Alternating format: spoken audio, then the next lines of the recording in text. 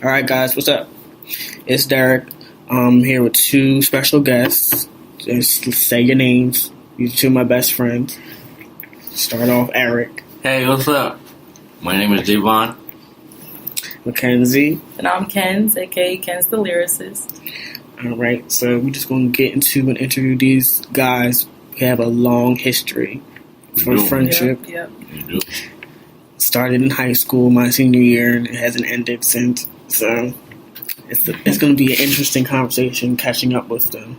It seems to have been doing since I haven't seen them for 2 years, pretty much. Yeah. When you really think about it. True. I didn't start seeing them until probably last semester. Yeah, when we were in that class together.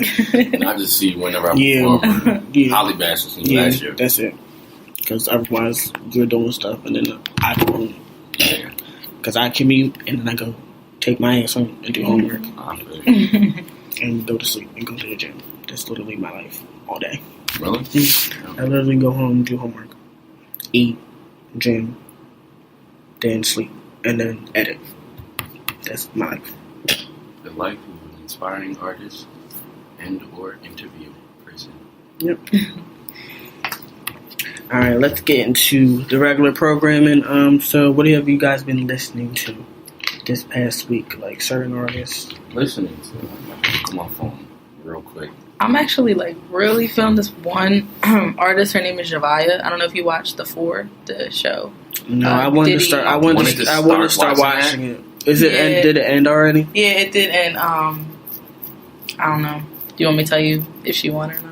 I don't care because I'm gonna watch it. Alright, so yeah, she didn't win. She it was funny because she actually it looked like that she was their favorite. So I was kind of surprised when they ended up kicking her out even before the final battle. But yeah, she's really dope. She's like a reggae type vibe. Oh, bro. Okay. Yeah. So like Rihanna. Almost. Yeah. She sang a Lauryn Hill song, so it's kind of like that a little bit. She did, but Rihanna, she sang "Man Down" as her last song, so that was pretty good. Something different. Yeah. I'm going back in time with my listeners. It's fine because just throwbacks. We use throwbacks here too. Throwback. I don't know if you know "Breaking My Heart" by Mint Condition. Oh, I know that shit. That's my jam. That's my theme. That's been on repeat. "Teach Me" by Music Soul Child. Oh, that is my song. Oh my god, my song too. Very good song. Kendrick, I've been listening to. Drake just dropped a new song, "Look Alive" with Black Boy JB. I don't know who that is. But, 112, Usher, Lil Wayne, Migos. I didn't really like their album too much. I have a whole thing with Migos. Really? We're not going to talk about that. Well, we can talk about that. But you have any throwbacks? Do you have any throwbacks? Ooh, that's before my I whole get into mine, right? Then we can talk about the whole reason why I have an issue. You have an issue with Migos? Yeah. Oh, they irritate me. Yeah. Oh, how could I forget? I just seen it on your phone. Bruno Mars. Bruno Mars. "Finesse" is my song. The one without Cardi B though. You gotta listen to the OG one. You know, listen to Cardi B play. Throwbacks. I've got Miseducation of Lauryn Hill album, you know. Always that. Doo Wop or That Thing, and then Ready or Not. Oh, that's my song. Killing Me Softly. I was listening to, I recently started listening to it again, Runaway Love. Ludacris, Mary J. Blige. That's a good message in that song. That was good. I remember that video. They played it on Keke Palmer. Biggie, of course. 10 Crack Commandments. Me and my dad listen to all the time. It's so funny. And he's a cop, so I just think that's kind of ironic. Oh, how is your dad? He's pretty good. He's still good. Yeah, he's still in the school. He still goes over there once in a while. Yeah, dealing with the bad kids. They're probably worse than we were. They're really bad. They are really bad. My brother is going to their school next year. And it's like the girls. I heard the girls are... Oh, I heard about that. One more artist. Have you guys ever heard of Brent Faiyaz? It sounds familiar. He's the Brent Faiyaz. Brent.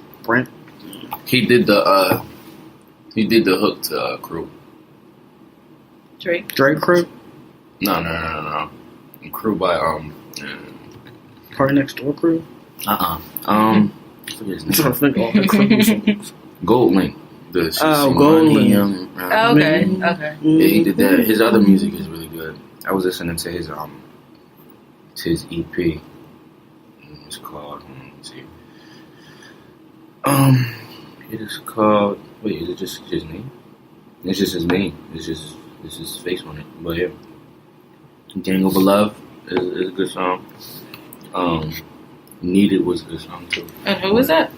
Brent Fayez. BRENT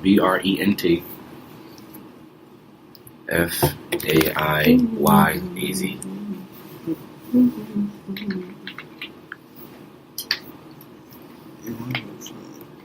Gotta listen to that. So I'm gonna get into mine since I'm old. So No, but I feel old. Y'all make me feel old. 21. Yes, I'm 21. Oh, yeah, but I'm about to be we're 22. babies. Like, But we're I'm the about to youngest be. in our class. I'm about to be 22. You're about to be 22. I'm about to be. Well, I'm already 19. I'm about to be 20. Yeah, Exactly. So I feel When old. you turn 20? November. I was the youngest. Older than you. Yeah, I was the youngest in our class. I was one of them. It was me, Isaiah, Juliet, and then you. Mm-hmm. That's I'm not even crazy. supposed to be in this grade. They're my, Neither am I don't think any of us are. they're my older. They're my old age. She died. She was a freshman in college. It's crazy.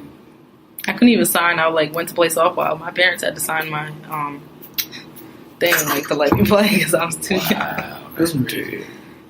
That's Well, crazy. getting on to my throwbacks. Well, my stuff that I listen to daily. So I went back to some old Tony Braxton. Mm-hmm. How Many Ways. Then He Wasn't Man Enough. Then she has a new single out. So let's see. It's Dead. There's two new singles. Deadwood, and then there's a new one. I forget what the name is. I did a reaction video to it, so it's gonna be coming out soon. Okay. But and then I've been listening to. I don't know if you guys know Durant Bernard.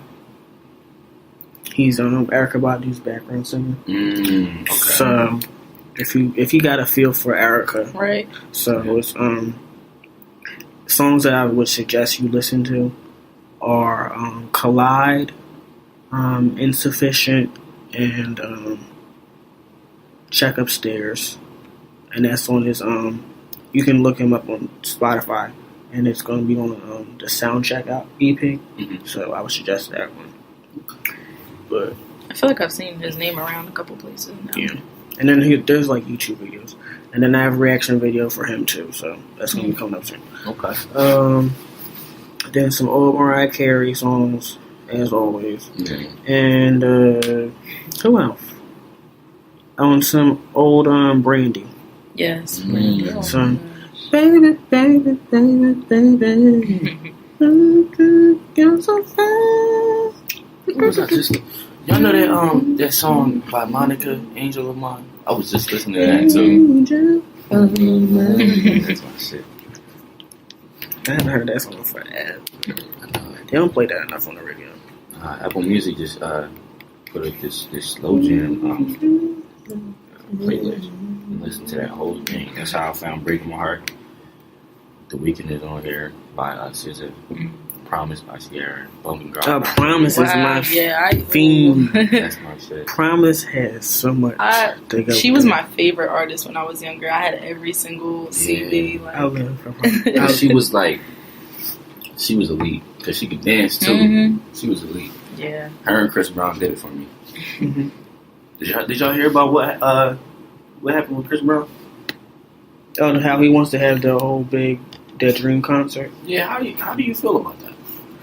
Okay, so if you guys don't know what we're talking about, it's he wants to have like him, Beyonce, Rihanna, Bruno Mars, right? Yeah. And them all be on the same tour, I guess. Yeah. Like something like that. Like I heard about it. I didn't get a chance to research it enough to like talk about it, but when looking at it, it seems like a good thing. People are saying like, why would he think that they would do a thing with him? Like the only thing that would probably be a problem is Rihanna, obviously, because of the whole situation with him and Rihanna. We don't know if that's gonna go into legal issues. But the other part. But when you think about it, they're really the top.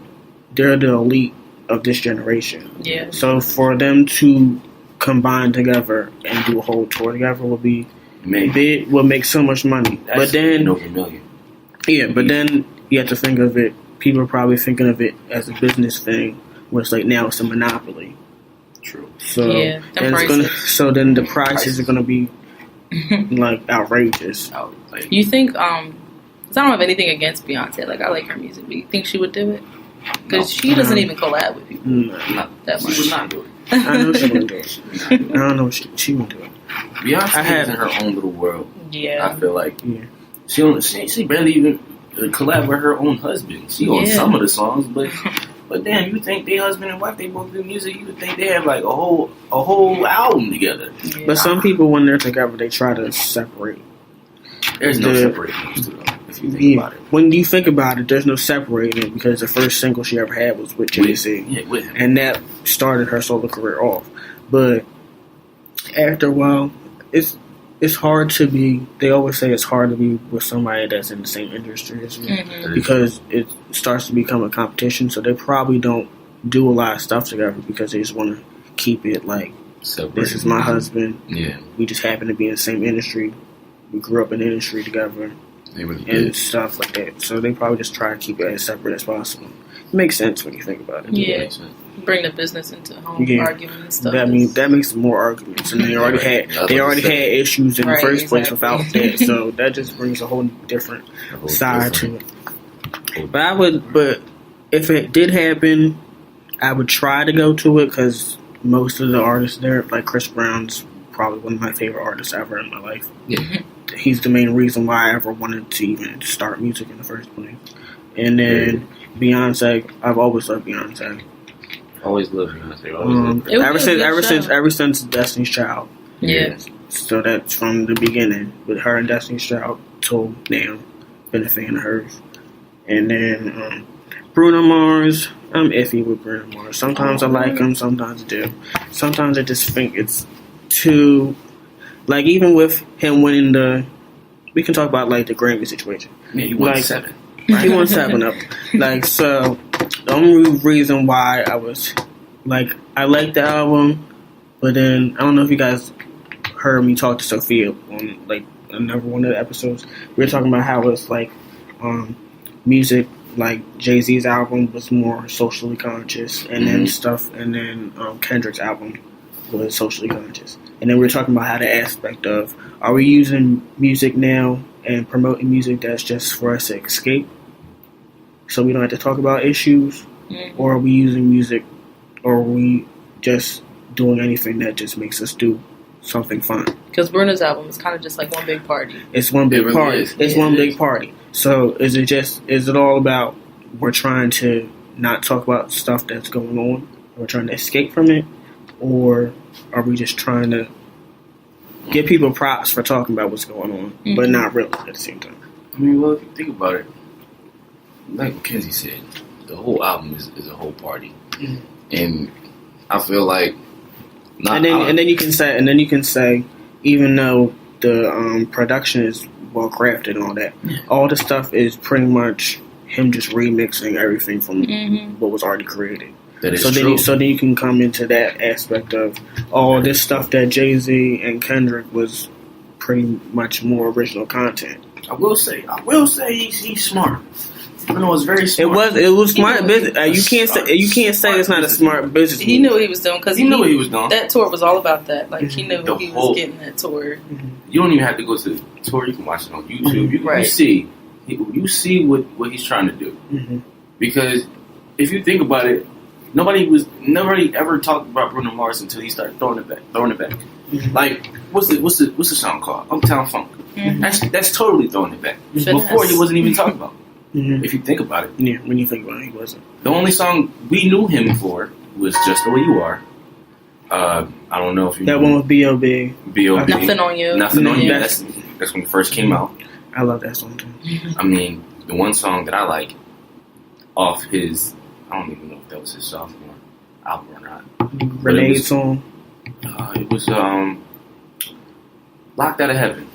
Oh, I like that song too. That's a good one. Other than that, you don't really think of think of him until he started doing Uptown Funk, 24 Karat Magic. Then That's What I Like came, and then Versace on the Floor, and of course Finesse with Cardi B. That's another great business move. The top female artist right now. Almost every song was promoted as a single. Exactly. Exactly. You gotta look at it, Zach. So I'm a little iffy. So, but I go back and forth sometimes, and then it's like, and then even with how you said nobody was paying attention until, and you can say until he started putting more like ethnic Afro, like Afrocentric sounds, Afrocentric sounds into his music. Definitely. Then he got more popular. You could say the same thing about Justin Timberlake. He didn't get more popular until Timberlake did what he did. Exactly. That's why Future Sex Love Sounds is his best album. Yeah. So you can all. So then it goes into like, so do we accept people that don't look black doing that, but not our own selves doing it more? Right. Yeah. So you can go into that topic too. That always goes to. So there's a lot of stuff that can go into it. So that's why I look at him a little bit different. Yeah. Than the rest of them. Y'all gonna look at me like I'm crazy, but I appreciated what Jay-Z's album was about. Didn't really like his album too much. No, I agree. I didn't like his album too much. The Story of OJ, that was a good song. It was different because you don't see a lot of black billionaires, because he's a billionaire, right? Talking about how to get there. Like, they just talk about their money. He talked about actually trying to get everybody up to where he's at. And the whole album was basically about him cheating on Beyonce. And when you look at it, it's the same thing with Beyonce's album. It was about him cheating on her. Yeah, but I Beyonce. I feel like Beyonce's album was better because she took us on a journey. The visual, yeah. But that's another thing. I think the visual helped the album more. When you really think about it, everybody wanted to see it because everybody wanted to see the visual. It wasn't just the music; it was about the visual. So if you think about it, if Jay-Z did the same thing, and I think he didn't want to do the exact same thing, so it probably would have connected more if he did a visual kind of album, just like his wife did. Yeah, Lemonade kind of made me question the whole situation, whether it even really happened or not, right? Because it was on Tidal, and I don't have Tidal, so I signed up for the free 30-day trial. I got because when 444 came out, 444 came out. Was it was like August or something like that. Then since I had Sprint, I automatically got the 6 months. Oh, I just got Sprint. I didn't know about that. So when it came out, they had the 6 month trial for it for Tidal. So because he did a deal with Sprint. I did hear about that. Now Sprint owns 33% of the company now. So so that happened. So I was using that, and then I was listening to like 444, and then both of them. So I listened to Lemonade and 444 back to back to see if I could see like similarities and see what they were talking about. But the same situation. So it was interesting. You did bring a great point up about how if it was even real, because it was on Tidal. You had this. It was the only place you could see the visual was to go on Tidal and see it. Now, why would she do that for like her husband's company if she's bitter about the situation? And we were waiting for his response, and that's what he gave us. Exactly. So, but it's just news. You gotta keep people talking at the end of the day. Yeah. And then she's very secluded off like how it used to be back in the day. You ain't know nothing about the artist until they put out an album. Right. And it's literally like you were trying to investigate every single lyric to figure out what they were talking about. Exactly. And if it connected to their life and why they did certain things, like how they dressed or whatever. It's a different time. Now you know everything about it. Now you know everything. You just go on their social media and you know what they're doing. You see them shooting up guns, smoking weed, popping mollies and shit, doing all that shit. Like crazy shit. Yeah. It's just a social media era. And then like we kind of grew up before we kind of grew into having cell phones and social media.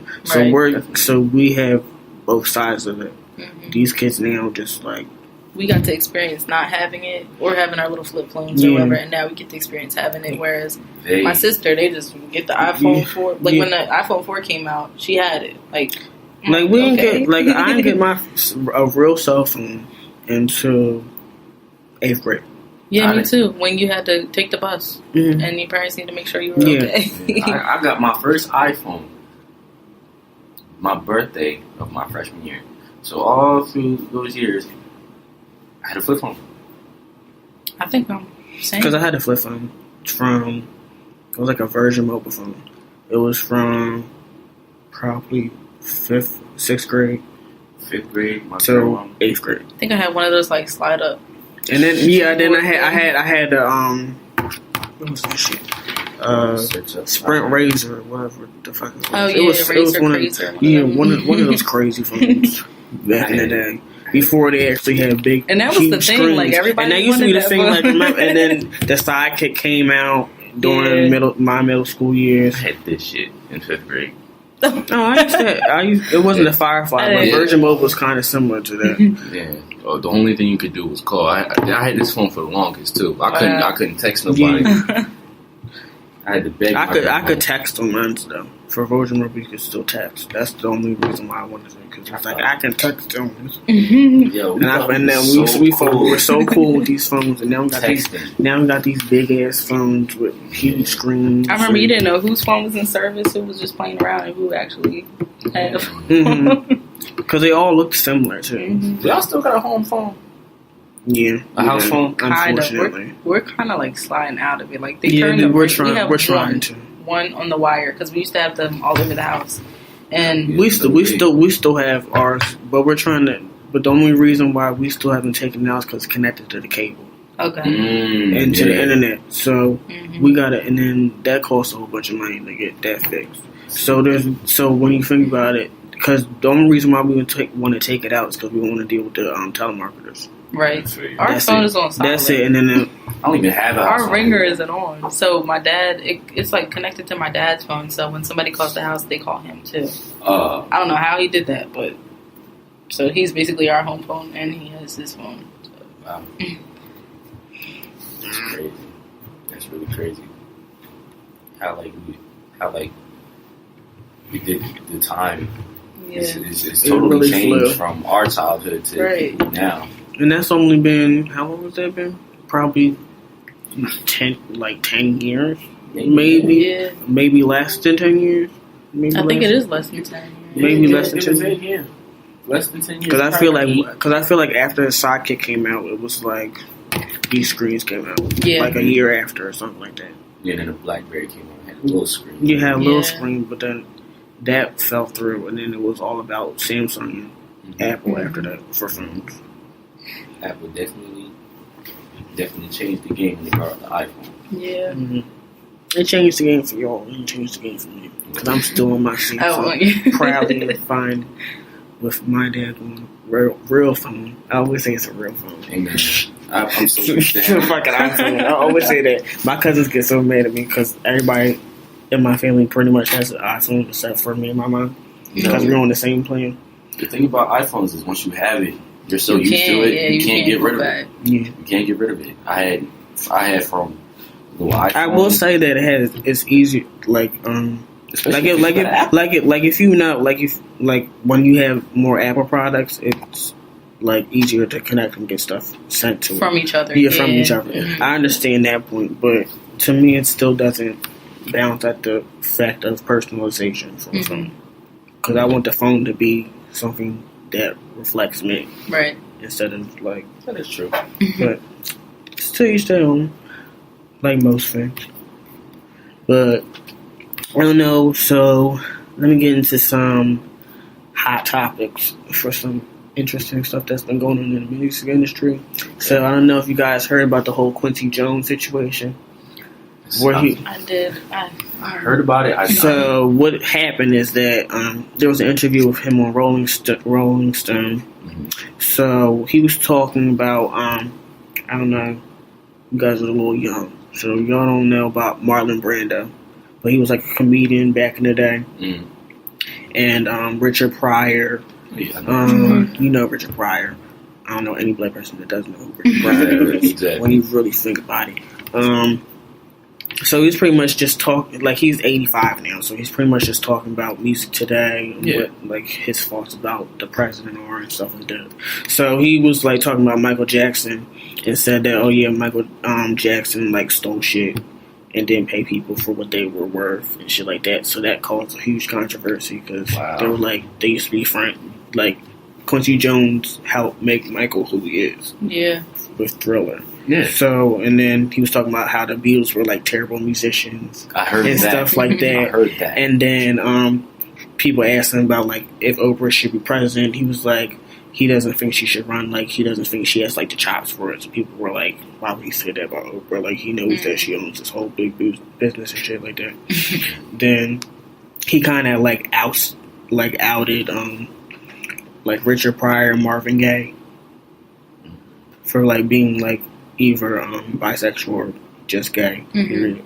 So people had an issue with that. So it's like, you know how y'all know black people, and when they get older, they say anything they want to say, and they just don't care. It doesn't. It might be like exaggerated or not, so you don't really know if it actually is true. Right. So because it could be true and it could not be true.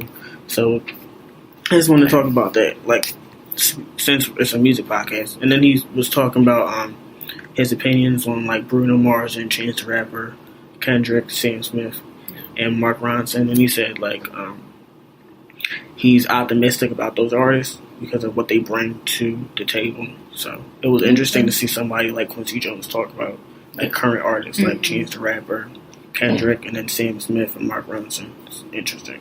Yeah, it is very interesting. So, thing about Mike, I believe it. I believe it too. Yeah, true. Because all artists do it. But all artists that are big do it. And when you really think about it, nobody actually. We still have so many things when you look at artists getting paid in the first place. We still got so many laws that still need to be passed for that. So a lot of stuff is going to go through the cracks anyway. It still goes through the cracks now. Like, especially with Michael Jackson. Yeah. Especially with Michael Jackson. I don't think I knew, like, anything about Michael Jackson. Just like we were talking about Beyonce. I didn't know anything about personal. Personal about him. Yeah. Other than the accusations about, of course, him molesting that child. And then having kids. Yeah, and then having kids. Them having kids, and then him performing with Janet whenever they performed or something like that. Yeah. And pretty much just that. Like, that's most of the artists back then. Like, you ain't know what Prince was doing. No, you really didn't. At all. All you knew about was him trying to go against the labels and stuff like that. Yeah, I knew that. And then him making himself a symbol. And we think today is shady in the business. Back then it was shady. It's even worse. Because the laws weren't there. Yeah, the laws weren't there, and they're still being created right now. Like, there's still laws that, because we talked about it before, like, when Britney could still do the interviews, we had, like, an episode talking about that, where, like, certain laws came in to effect, like, probably, like, a few months ago, just for people to get paid a certain thing. Wow.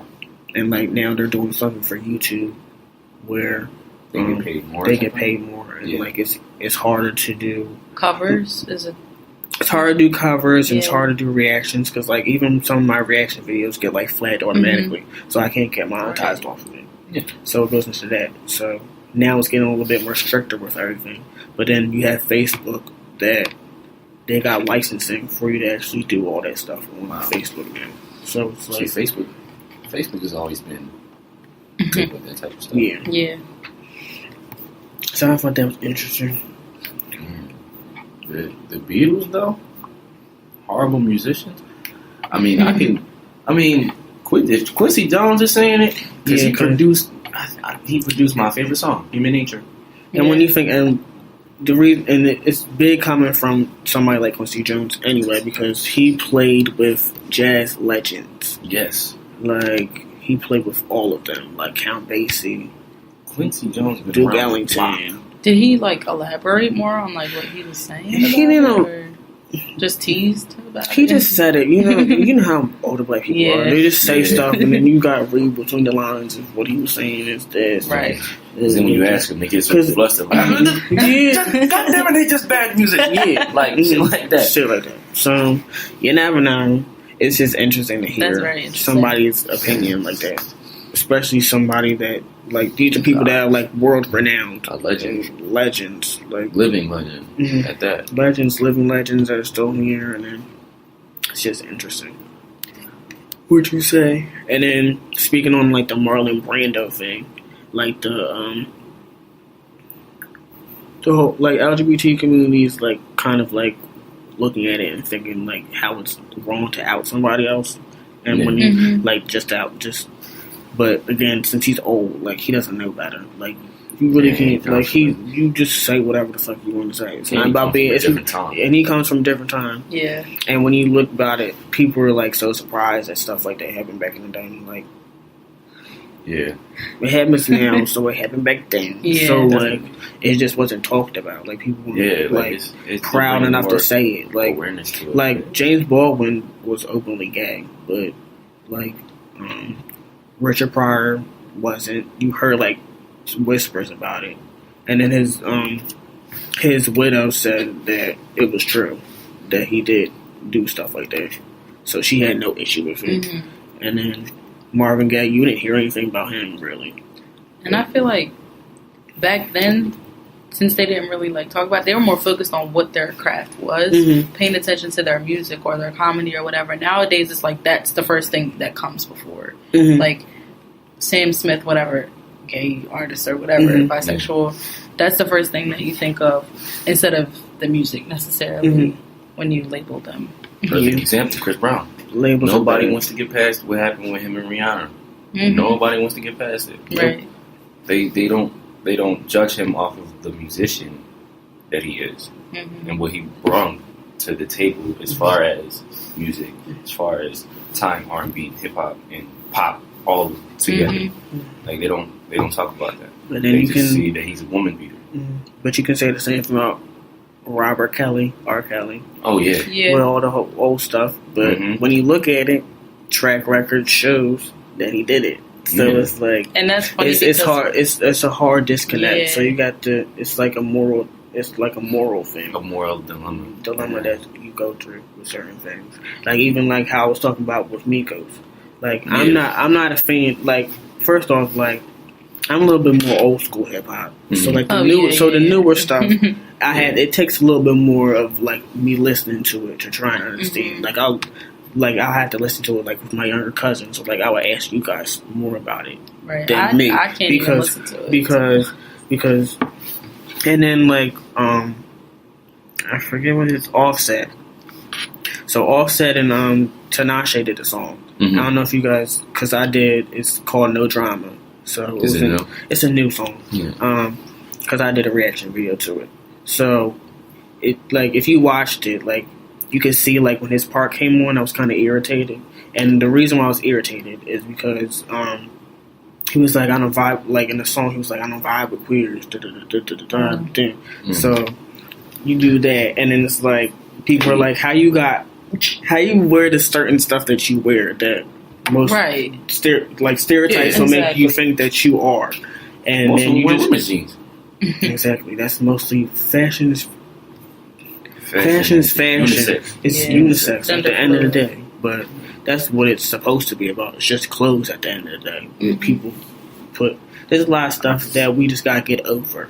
I just think of because I know certain men, they still don't want to accept the fact that some males are like men and they feel uncomfortable about it. Yeah, because like I'm bisexual, so I don't know if you guys know that, but because we haven't talked. There's so much stuff we gotta talk about because we haven't seen each other in 2 years. So like, there's a lot of stuff we just gotta talk about. But like, so I just came out probably a year and a half ago. That's great. So I've seen. Did you put it on Facebook? I put it on Facebook, and then I just deleted it after that. Oh, wow. I deleted Facebook and started all over. I was like, that's old dirt. I did what I needed to do for myself. It was like a catharsis thing. So it was like letting it go, letting all like the old shit. Because some of the stuff I did back before, like I met y'all, like I don't know if you guys like. I was wilding. I was wilding. Like, I was wilding throughout high school before. Yeah. So, like, I was flipping tables, throwing shit at motherfuckers. Like, my God. getting into fights, like, every day. Like, it was literally that every day Yeah. of high school until probably senior year when I calmed down. It's like, now I get to actually enjoy yourself. Yeah, because the reason why it was, like, such a huge, like, explosion of, like, emotion throughout all those years, because I was bullied since 2nd grade. So they would always call me gay. And then, So it built up. So, and then it was just like you would lose friends. Mm-hmm. Right. People would say they're your friends, but they're really not. So they would talk about you. Exactly. And then it was even worse because the people that I hung out with and would do that, we lived in the same neighborhood. So I would see them. So I would see them constantly. It's like no getting away. So it wasn't getting away. So, and then it's like the build up. Then you like stressed. You don't know what you want. Because, again, I didn't know that I was bi. Because I always liked girls. But then I didn't, until it was, like, high school, then I understood. I was like, yeah, you do. Right. Like boys as well. So, it was, like, one of those things. And it didn't take until college for it all to, like, set in completely. Mm-hmm. So, it was, like, explode for 4 years. Yeah. Until you make sense of your damn life. I understand. Cause And you, like, 19 years old, like, you don't know what the fuck you're doing. Exactly. You trying to get through school, then they're like, you gotta make sure you pass this SAT test. Right. I'm like, I'm trying to figure out who the fuck I am. Right. Yeah, Right. that's the biggest issue. We got a whole damn testing system that I don't think works for anybody. We To always be talk honest, about that Yep. as an education major. I mean, I'm getting out of that, but we started like the process of becoming a teacher by talking about standardized testing and how it doesn't work. Right. Like it doesn't work. because like I took that standardized test, I got like I remember it was 1400. That's like low, like but Yeah, and everything else I was the principal's list honorable. Exactly. Even when I was wilding, I still had honorable and I shit mean, like that. I can say this Like- because we all went to the same high school. Yeah. Deptford High. Oh man, I name drop. But Deptford High, our high school, they didn't really prepare us as well as a private school or a rich school could. But then you know? can get into the whole thing with private schools too. It takes the whole reason why they're doing more private schools is because they can do a lot more stuff without having to appeal to the public. Yeah. And that's because my mom talks about it now because my mom's a teacher. Mm-hmm. So she always talks about how them taking out public schools and putting in so many private schools is taking so much value and purpose with what public schools are supposed to be about. It's supposed to be you bring people from different worlds into the same environment and learn from each other and stuff like that. But we don't fund the stuff that we need to fund. So we don't fund public schools. And then when you have like politically, you talk about the people that are in charge. You have somebody that's in charge of the education system, never has been in charge of anything in education at all. They're just business. So now it's like standardized tests. That's a business because they're making money off the test. Right. It's not for the. It's not really for the kids. It's just some bragging rights. When you really think about it, it's bragging rights because you always hear, Americans are slow and smarter in these certain subjects compared to China. It's like that. It's like you could break it down more than that. In America, within America, there's a competition. Yeah. Which race is the smartest? Right. Which race is the smartest? And who always comes on top? Yep.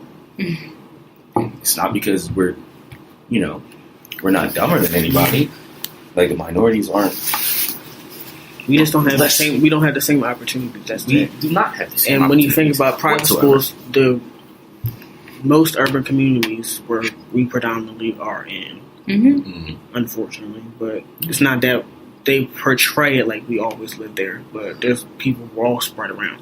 But we predominantly because my cousins they live in Philly, so and then they live in New York, so they had to go to public school, and then like my cousins in New York. They had a mother that was like a judge and studying to be a judge. So she could afford to get them into these better schools where you could learn certain things like Chinese and all these different languages from like a little kid. Like they started teaching her Spanish when she was like probably 2nd grade and it didn't stop. It was always inside the school.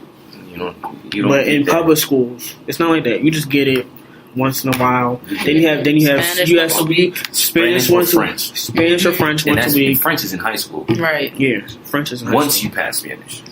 Mm-hmm. So it's like there's a lot of disconnects with a whole bunch of stuff. So we just gotta figure out how to fix that all up. As long as we're in competition, I don't think it'll be fixed. Once we realize that we're one and the same, we're like just like everybody else. And this brings, We can learn and from then each other. the fact that we're one and the same. When you really think about it, when you look at it like scientifically, when you look at the genes, Yeah, we really are. most black people, there's no such thing as you being all black. Yeah. If you are born in America, you are more predominantly going to have European blood in your system. Mm-hmm. We don't like to talk about that, but it's the real truth. It is. So it's like, because I was just thinking about this before I even got in here. I was like, when you really think about it, we're really fighting who, like, you know how we have half siblings and half family members. Their mom's on this side. And you combine our families. It's like a joint family, extended family. So we're pretty much just fighting our extended family at the end of the day. You're right. That is a very When you really look at it, it's very and then you important. look at the African diaspora, Puerto Ricans, Dominicans, and stuff like that, they wouldn't have the color that they have if they didn't have African descent in their blood. They don't talk about that all the time. So we go in like the whole Omar La Negra thing, the Afro-Latina thing. Absolutely. There's a whole issue with that now. Yeah. That's being brought into the spotlight. Yeah, I followed her pretty closely just to see that. Because it's different. It's new. And it needs It's to be new. talked about. It's new, but it's really not. We just don't It's talk not, about yeah, stuff. exactly. I didn't like exactly. that comment that Producer? the producer. Was it Young Hollywood or something? Young like Hollywood, it was something. That was ridiculous. If I don't know you, you shouldn't be speaking like That that. made me so mad. Yeah. It's like, I mean, More Beyonce, less Macy Gray. Why would you say that to somebody? Like, because they think they can say whatever to anybody because they have a little bit of money in their pocket. and he But was but- Hispanic as well, Yeah. so I don't understand why there wasn't that mutual but there's understanding colorism there. in all of it. Right, exactly. It's And because that's her colorism. point. That's what And she's trying to say. It's colorism. You look in black communities with colorism. You had the lighter skinned Mm-hmm. people in the kitchen. You got dark skinned people in the field, and people in the kitchen look down on the people in the field. So it's like a competition Right. between us, even in slavery, that we still haven't got over. And they still do that in the music industry. If And- you think about it. Yeah, because Because they tell you, I've had people tell me that I'm not marketable because I am darker skinned rather than a person who's lighter skinned. If you think about it, Chris Brown, lighter skinned. Michael Jackson, lighter skinned. You don't really see them talking about Bobby Brown. Bobby Brown, He's darker skinned. yeah. You know? And you hear all the stuff that they would say about Bobby Brown. Mm-hmm. He's more, and you can't say they were wrong necessarily because Bobby Brown was crazy, But the favorite of that group were the lighter skinned Ralph. and I live for Ralph. My favorite. Then you got Johnny Gill. Johnny Gill could have been bigger too. When you think about the kind of vocalist Johnny Gill is, Right. Exactly. he should have been bigger. He should have been way bigger than he was. But that music industry is changing a lot. There's a lot of stuff. There's a lot of stuff to change, and that's why I talked about the whole Bruno Mars thing. Are we just focusing on trying to escape more than trying to fix shit? Mm-hmm. I think we are. As a whole, we definitely are. We definitely are. Because you talk about the president with most people, they don't want to talk about that. They really don't. They reject it. First, hey, I don't want to talk about that right now. I know it's going to start an argument. Well, We need to. We need to. This is how we get past things. We have a debate. We talk about things. We can't pretend it's okay. We can't pretend like exactly. It's okay and turn the other cheek because things are going to stay the same if we don't. We have to have the tough conversation so the future can get easier. Mm-hmm. All right, we'll be right back with another segment, guys. Hey guys, we're back. All right, continuing what we were saying. So, just to get off this topic, let's talk about you guys for a minute. So, Yes. let's try to catch up a little bit. Mm-hmm. So, I know Eric is now Javon. Your stage name is now Javon. Yeah, so I wanted to ask you before, where did you get the name? Mm-hmm. Is it like something like personal, or Yes. is it just something that came just out of the blue for you? Nah, I feel like when I was thinking about my name, like my stage name, I always wanted it to be something personal and a part of me still, but something that sounds good. Mm-hmm. And actually, Javon is my middle name, but I wanted to add a little flavor to it, so I just put Javon instead of Javon. Mm-hmm. So that's where you get Javon from, and I think of it as my alter ego, kind of. Eric by day, Javon by night. And I can ask you the same thing, Ken. So, where can the lyrics come from? So, yeah, I'm actually in a struggle. I want to go by Ken's, but also, aka, Ken's the lyricist, because lyrics are pretty much everything to me. And I'm sure we'll get into like today's hip hop and stuff, and lyrics not really being there anymore. But You can talk about it. Oh, yeah. Ken's obviously comes from my name, Mackenzie. I've never liked Mackenzie, so when people call me Ken's, I'm like, okay, I like that. Then I just kind of added the lyricist on there because that's what my music is all about. My slogan is music with a message, so that's kind of where that came from. Yeah, nice. Just speaking on music, so you guys are both, I would say, more like R&B tinged, hip hop based with your music. So you guys, but I feel like even in that, like you both have your distinct sounds. So if you guys want to talk about that, like Kenzie, like talk about how you frame your lyrics in a certain way to make sure that there's something to be said, Right. but it's marketable enough to be played on Right. stage. So the last song I just released was called Pick One. Which I love, by the way. Thank you. That song is kind of just about my struggle growing up biracial. My dad is African American. My mom is white. Anybody that knows me kind of knows that. They think I'm Spanish, but I wish I was. But yeah. So I kind of just all my life, nobody ever knew it because I'm always smiling. I'm always happy. You never know if something's wrong with me because I don't want anyone to have to worry about me or anything like that. So, but I've always been kind of like depressed, I guess, and I think a lot of it had to do with the high school we attended, just because there's clearly a divide. There is clearly a divide, and that's what I was saying. Like, you have to pick one, and how do you pick one when you're equally two things? Where do I go? And I guess I just needed to say that because it took me down. Like depression, nobody ever knew I was depressed or anything like that. But I just had to put that out there into those lyrics. So I just started off. The song starts off, I'm born. And my dad's kind of worried, like, how is she going to fit into society? Then I go to middle school, and everything is okay. Then all of a sudden, like, you get later in middle school, and your friends are, like, discovering who they are, where they go. And I had white friends and black friends, and friends from different races, but they all know where they belong. And then you get to high school, and it's like, all right, now you need to decide who you're going to hang out with. And I couldn't pick, so I just kept whoever was cool with hanging out with me, and I kind of just, then I go into, I guess, the bridge where one night I cried to my mom and I was like, I can't take this anymore. Like, what do I do? And she kind of just walked me through that, and I just ended the song. It's like, I can't pick one. So, kind of structured it that way.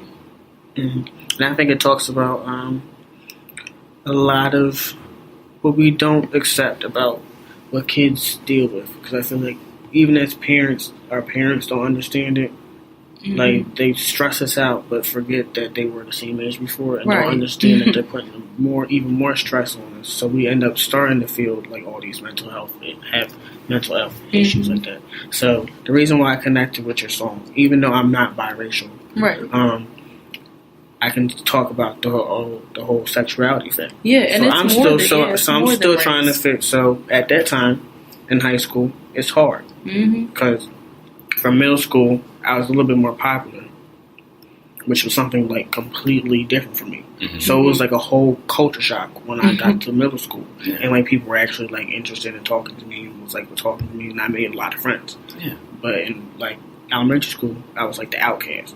So it's like two different things. And then it was like high school. It's like both of them at the same time. And you got to figure out where you want to be at.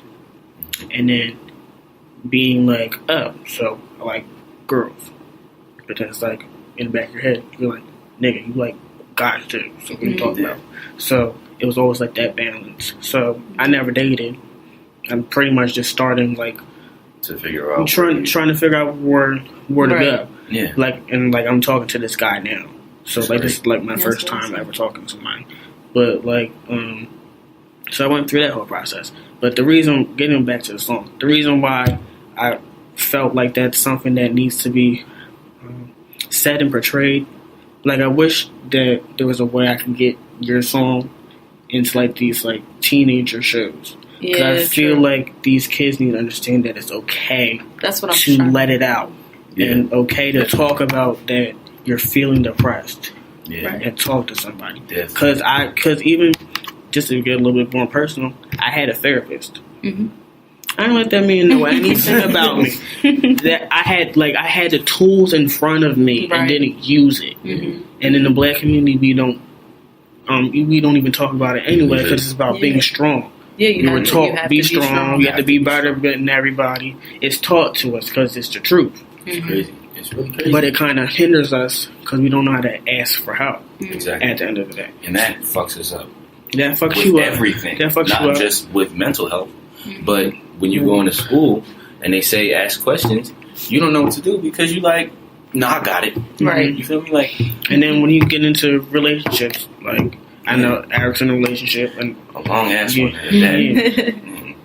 It was funny because even before we started this interview, they were talking about they were arguing. They sound like they damn married, and I feel like the older brother that's like, okay, y'all can calm down, Exactly. come on. Everybody says that. Everybody that's around us says that. And even I can connect to your song in two ways. Because you performed it at Creek Records, right? Yes. Yeah. I loved it. And that video's on YouTube, guys. I record everything. Y'all probably will see me dancing somewhere. Yeah, but I connected in two ways because just like you probably never knew this, but I wasn't ever sure where to go. That's why I like musicals so much because it was like a whole blend of everybody. I feel like everybody else, like they were forced to like pick.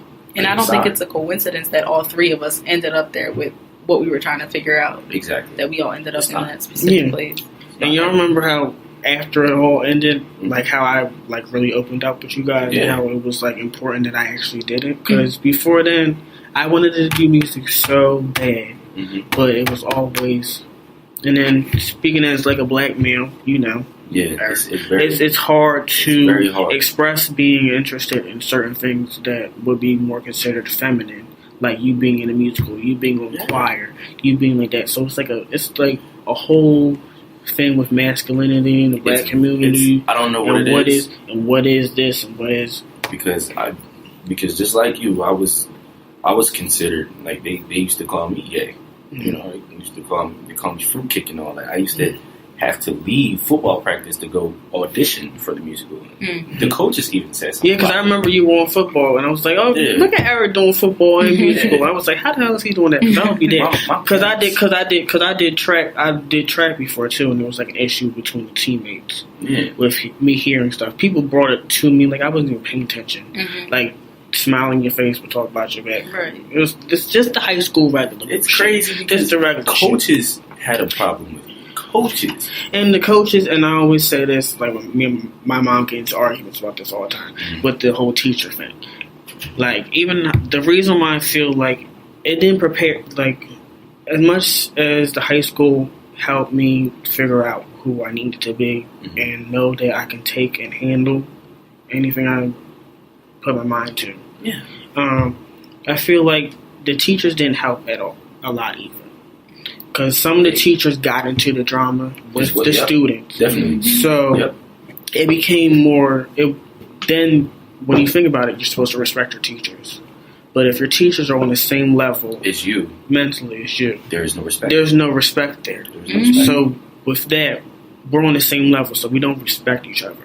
So we're not going to learn from each other the way we're supposed to learn from each other in the first place. So I'm not going to just listen to you just pretty much berate another student in front of me. Exactly. And then you telling me, oh, well, you got to write a 2-page essay or you got to do this, or Yeah, present in front of the class. Why should I respect you? Mm-hmm. So there's always that disconnect. With it's not just our school. I'm sure it's in a lot of public schools, a lot of public places. But you look at that, and then it's hard to. They have their own opinions of you too, as well, and they make it vocal. Yeah, especially where we went. It was vocal. Oof, you could tell. You could somebody talking about a student right there. Yeah, you can tell. You could tell. And even with our school, it wasn't. There was black people. There was like people of color. There was people. There was a good amount. It was diverse. Yeah, it was very diverse. So crazy. Yeah, it was like it was that. diverse. But when you really think about it, it was diverse. It was diverse, but divided at the same time. But it was very divided. So it was hard to, because I had friends of all races. So I had white friends, like my whole table. And then another thing is, I didn't have a lot of black male friends. Neither did I. So neither did I. Which was, when you think about it, it's like you don't have any black male friends. You would think that it would be easier to have black male friends since you are a black male yourself. Mm-hmm. But me being a little bit different, not being like the same as everybody else, thinking of the same things that you're taught, kind of hinders you. So I had predominantly female friends all my life. Because females just, they're easier to talk to. They're like, very they're easier to talk so to. Easier to talk to because they don't. The thing about women is they're not afraid.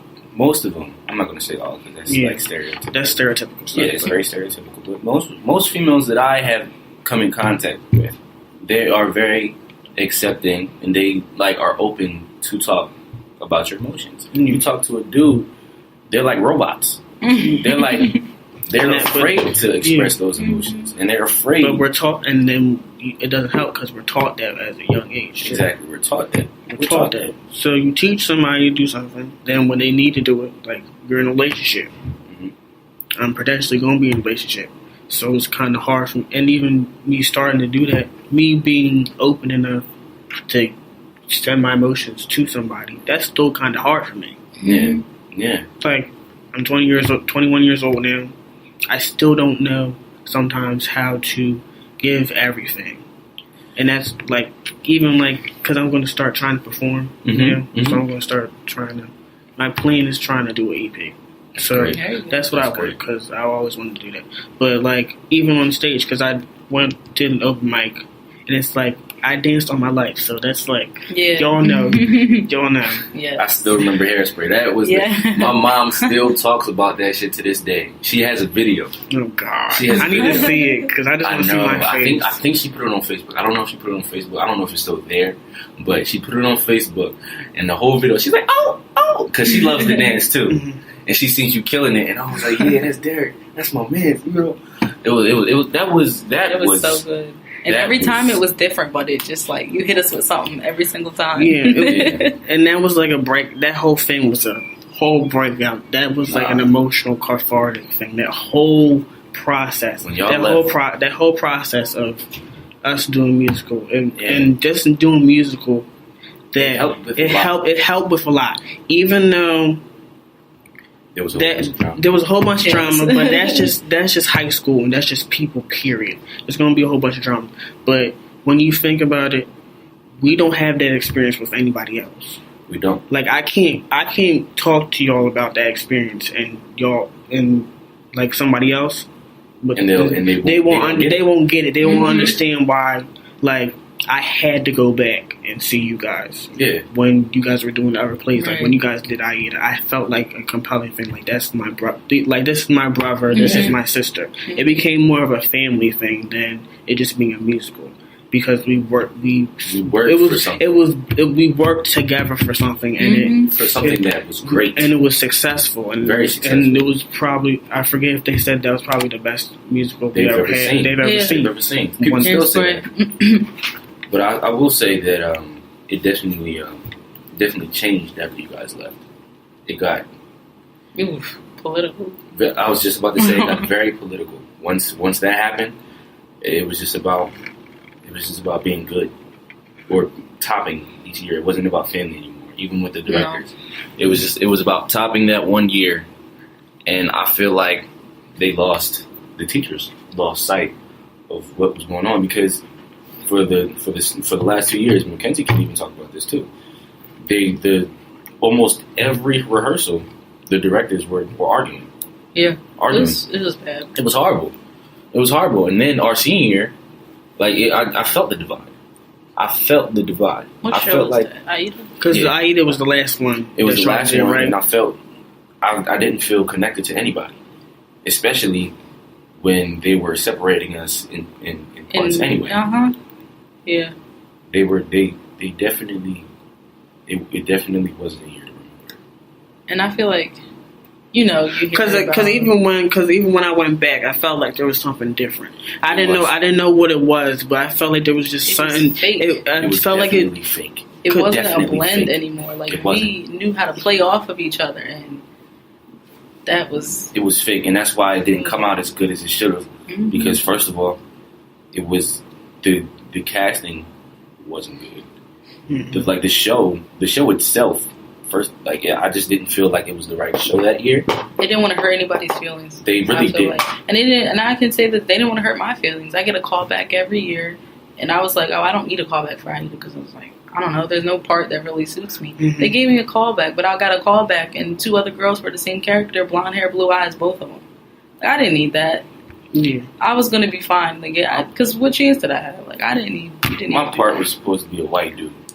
Yeah, because I know, in theater you can do stuff like that. You can do stuff like that, but it just has to be the right way. That's the only thing. Yeah, and when I went into that audition, I knew it was off. Mm-hmm. I knew it was off. Because who was it? Because it was still Miss J and Armstrong, and was Motion still doing it? Motion was still doing it. Right? He actually was my favorite.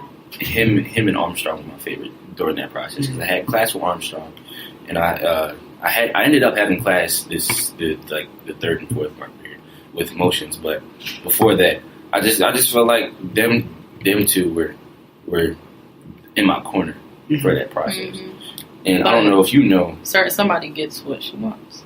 I'm not even going. I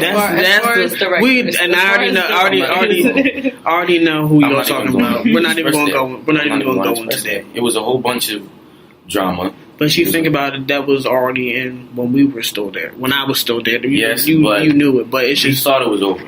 Yeah, we thought it was over, and I was disappointed. I was just disappointed because I thought we could have grown past that, because it happened 2 years ago. Yeah.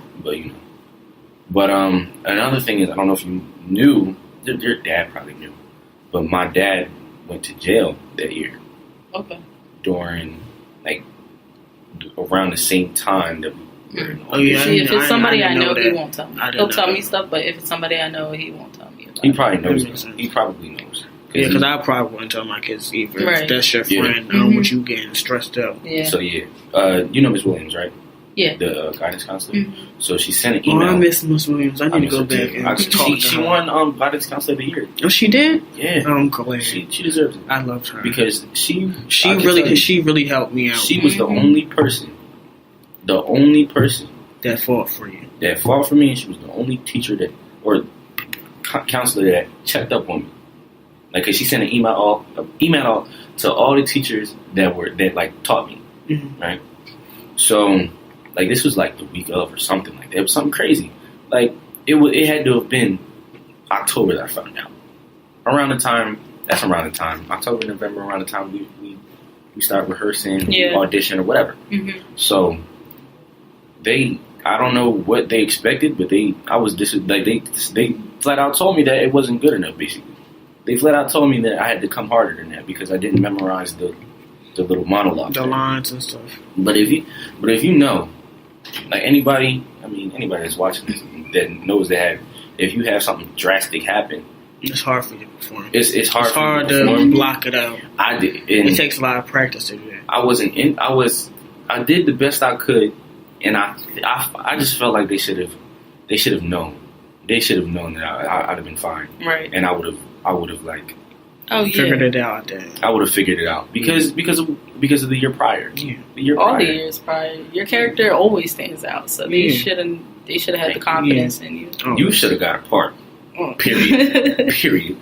But we're not even going to talk about that. But that's why I think it was very political, and I think they were thinking too much into whatever. I don't know. I think they got. I don't know. And the one person that I needed wasn't there. The one person that I needed wasn't there. She was too busy stressed out about everything. Mm-hmm. The one person that I needed, the one teacher that I needed, she was not there. And I still haven't heard from her to this day. Still haven't heard from her. And she was supposedly my favorite teacher. My favorite teacher. That's crazy. Yeah. She asked me to Wait, was that Miss Jimmy? Mm-hmm. Yeah, that's She what I was asked- talking about. She asked me to That's what I figured, but I was like, let me try to remember. she asked me to be in the musical last year. I'm like she asked me to do like, you know how people like bring back old characters and because it was all about like Frankenstein. So she wanted to bring back Gomez, and I said listen, because she asked Zanaya to ask me. I basically said that no, because I don't want to take anything away from anybody. That's not. It's not my time anymore. Mm-hmm. You know, like it's not my time. I had my 4 years. I had the best experience of my life, but that's not me anymore. I'm not gonna take the stage away from anybody else that's on that stage, because I know if I was there and you brought back somebody that's in college, like I would have a problem with that. And we had that situation. We had that issue. That was a big problem. We had that issue. Yeah, we had that issue. We could talk about the whole after thing, Yeah, that whole after that party, whole and that after whole party. That whole shit. that whole day, That whole shit. At the end of the day, it got back together, And they then called we a just meeting ordered because about we it. just They called a meeting about it, Mhm. and there was more than just drama. There was more than just them. I know they had pressure on them, but it was more than just pressure on the directors. It was more like you had like a whole sexual problem too at that. Yeah. That whole Yeah. year was Yeah. just terrible. I remember That it whole was year bad. was just terrible. It was bad, and even after the musical was over and we Mhm. had the whole after parties and stuff like that, it was still an issue. Still an issue because I just think I don't want to put it all on one person, but I feel like it all started with that one person. Mm-hmm. It all started with that one person, and after that, everything got chaotic. Everything, Yeah. everything. Because it was even after a while during practices, there was a divide. It was a divide. It was a divide. It came together on stage because we knew what we had to do. Because we knew what we had to do. I felt like we could have made a TV show out of that shit. Like it felt like a movie. It felt like a whole TV show. It really was. It was big. It felt like a whole reality show. Because every day something happened. Every day there was something that was going on. It was all the same. You probably didn't know about it at practice, but you heard about it after practice. Yeah. Right. And there was a whole group chat with the leads. With the leads. Yeah, there was a group. What? I remember all this stuff. It's coming all back because there was a group chat. Group chat with the leads. The leads. Why don't you have a group chat with everybody? Mm-hmm. That's what I was trying to do senior year, because it's my senior year. I want everybody to feel like Right. They matter. they matter. But they were just like, nah. They basically like, nah. I got this part. I'm gonna worry about my part. You stay in the background. It's all good. You stay in the background and you do your thing while I do my thing in the front. And that's not what the show is about. That was that year was the first time I really sat back and thought about everything that happened, and I'm like, damn. Like I just, Because I remember when I came back for Aida, and everybody was like, "I wish you guys were still here." Yeah. and I was wondering why you guys were saying that because I didn't even know what was going on. Because I was like, "Why do they keep saying that to me and Jimmy?" They were like, It "We was so wish you bad. guys were it was bad." horrible, and I still feel some type of way about that. I still feel some type of way about that. And you talk about being depressed, boy. I was just talking to my mom yesterday. I was just talking to not even yesterday, like maybe a couple weeks ago, and then she was talking about before. strong. My mom was basically like, you gotta get over it. Yeah, we don't teach. Then that Right, goes. and I get that from my dad too, because I didn't tell anybody. Neither did I. I didn't tell my significant other knew. She knew. Yeah, but you don't tell anybody till it was over. I was past it, Yeah. and when I was past it, I was here and out of high school. Exactly, Yeah. exactly. Like that really put me into like. And that's pretty much how it was for me too. It's so much better when you leave that place. It was like they got to do better, and they're doing worse right now. Yeah, Gabby said that definitely. She said after that whole thing happened, that I was a different person, and that when she said that, it really hit. It was like, oh shit, like I almost cried because I'm like, wow, like it really did. I thought about it because I actually cried when I got that part. I cried. Not because I didn't want the part. I was just like, damn, they didn't believe in me. Right. Not to take anything away from the rest of the leagues because they did an excellent job, but I feel like I deserve to do more. Mm-hmm. Just to do more. And they didn't even think twice about like, hey, you can be on stage here. Like I guess that's me being a little bit selfish, but then after that, I was just like, yeah, it was just, it happens. You know, I had to learn from that, and that actually made me humble. Yeah, I think that motivated us. It definitely motivated us. You don't believe in me? All right. Exactly. Because even though, going back to musical, because I wanted to get you play Seaweed for Hairspray. Because I went in for that.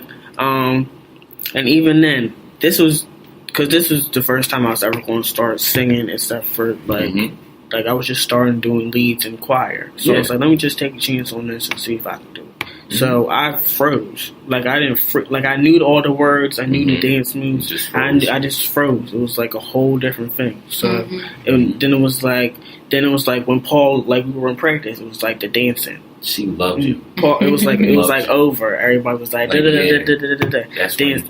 It's just like. And I think that's from the beginning. That's what I've been doing. Mm-hmm. So, but there was always that other part of me that always sung too. So it's like still trying to get that, and I'm still trying to deal with that now. Trying to get that duality still together. Yeah, man. On it. And it takes a while. That year, that sophomore year was my best year. Yeah. Our best year. I feel like that was a great year. That was my best year. That was a great year because I felt like everybody in that month and on that stage, no matter what, like they felt like a family. Yeah. Mm-hmm. You know, even if we were arguing right before the family, we were going at each other. Like I remember, like sometimes me and Talaya were getting into it. Me and Zanaya got into it. Like me and Mackenzie never had issue. Me and Mackenzie just looked at each other and was like, "Girl, you ready?" And then it just came on. Like the lights came on. It was like snap. It was over. That thrill though. That first night. It was like.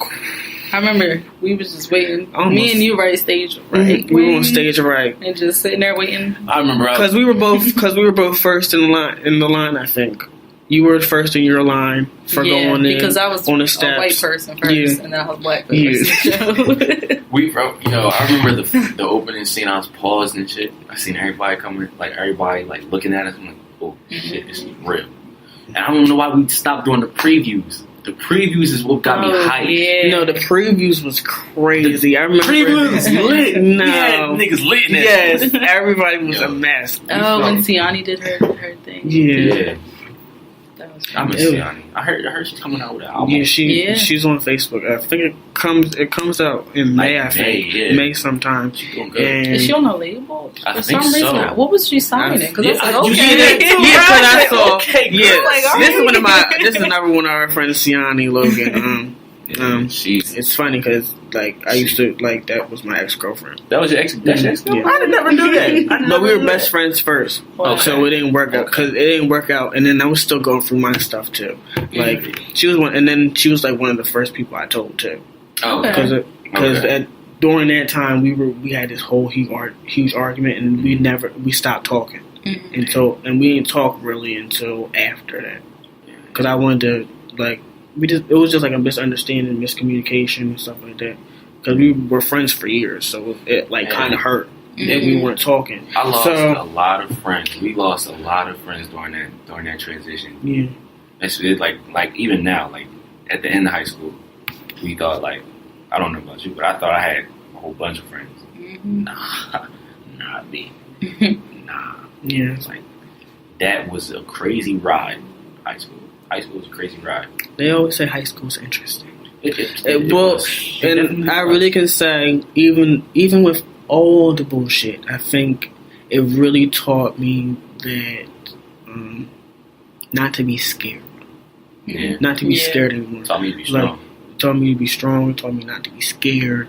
It taught me that everything that you thought people wouldn't like about you is the reason why they love you. Exactly. Mm-hmm. And that's why after the first few performances, I like went home, kind of like cried to myself because it was like, now I feel accepted for something that I'm doing naturally. Mm-hmm. And it's not like an issue for anybody. And then like when you guys would come up, like when you would come up, or you would come up, or like Paula would come up and just say what you would say, like when I was performing, it was like, okay, this is what I should be doing, and I should have never stopped trying to do it. What it was about before you guys left, it was about expressing yourself. It was about everybody coming from different areas, different places, different skin colors, different everything, and then coming together and making a project that was beautiful, basically. Right. And then pressure got to a motherfucker. Because now, I mean, you think about it, you put something good out, the audience is going to be like, oh, what you doing next? What you doing next? Right. They probably heard that all because I didn't have to deal with that, and because that was my senior year, but that was your sophomore year, so you guys had 2 more years. And then I came back every year to see you guys until you guys graduated. Cause I was just going to ask her. I just asked Mackenzie if she was going. I don't know. I don't know. I don't know. I don't even know what I haven't. I'm so sorry. Hi, Gabby. Goodbye. Can I sit in here and wait? Oh. Excuse my girlfriend. That was Gabby, another person that knows about this whole experience. I mean, she could elaborate. I mean, there's a lot of stuff. Yeah, that's a lot. There's a lot of stuff we can talk about off air about this stuff. But back to top. I don't even know if I want to go. You know, I was just telling Gabby, I don't know, because really, to be honest, my main reason for even going back, because that high school had it was a whole bunch of bad energy. A whole bunch of baggage, a whole bunch of baggage that I didn't want to go back to. Right. And then even when I went back, even though it was mainly for you guys, like it was for y'all. Yeah, exactly. That's all. It was all about y'all. Because even when I went back, it's like the people that were in my grade didn't like me, didn't have anything nice to say about me. Were like, "Oh, hey, Derek, and how you doing?" I was like, "I can't deal with this. I can't deal with this. I can't deal with the fake shit. I came here for one reason only, to see my family perform and see how they're doing, to make sure they're good as long as I'm here." One day, I come back one day of the year. I don't know if I'm gonna go this year.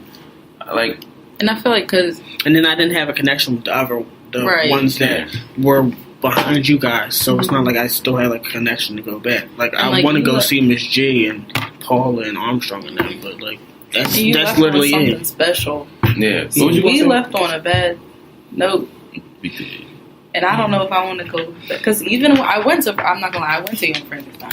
I did too. And I seen some people that got parts that don't usually get parts, and that was kind of cool. But I couldn't help but envision, like, so how are they treating the ensemble now that they were one of them? Horrible. I can't even put myself in a positive space. Horrible. I went back for that, and I went back. They asked me to do the talent show because I won the previous year. Mm-hmm.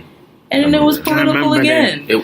Talent show was fun too. We can talk about that. We can talk about always lit. We can talk about always lit. It was especially the year that you performed. That shit was crazy.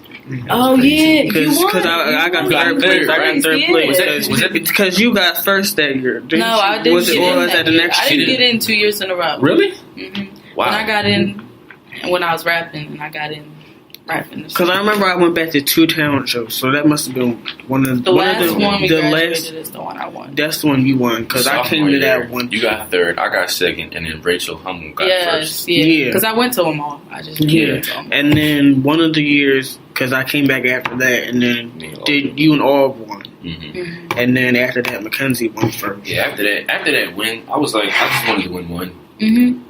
Like I was rooting for you the whole time. I'm like, she better. I was like, she better. I didn't think I was gonna get. I didn't think I was gonna get anything. I was just like, bitch, I'm. The hype was crazy. I was performing. I was just performing. I thought you was gonna win. I was like, get this off my chest. Just do this. This is your last year. Do something. Yeah.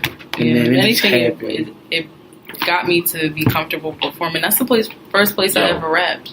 Yo. And I didn't think nobody would like it. Like, who's this little mixed girl? Think that she could just. And I No, said that in my song. because I don't know if you heard me in there. I was like, look at my baby on stage. But then I had I won't name drop, but I had these kids that I thought were crazy popular coming up to me, and I was like, oh, okay, I need to keep doing this. Mm-hmm. Yeah, yo, I always knew. I always tell you this. I always knew that you had that. That you had that. You just had somebody. You just needed to express that shit. Right. For real. You're just self-conscious. That's crazy. That's what it is. It's No, just that's the high school. Self-conscious. The high school being. And they can that Mm-hmm. high school can make you self-conscious. Let me tell you that. Mm-hmm. Yeah. Especially my freshman year. Did you? I don't know if you did it freshman year. Musical.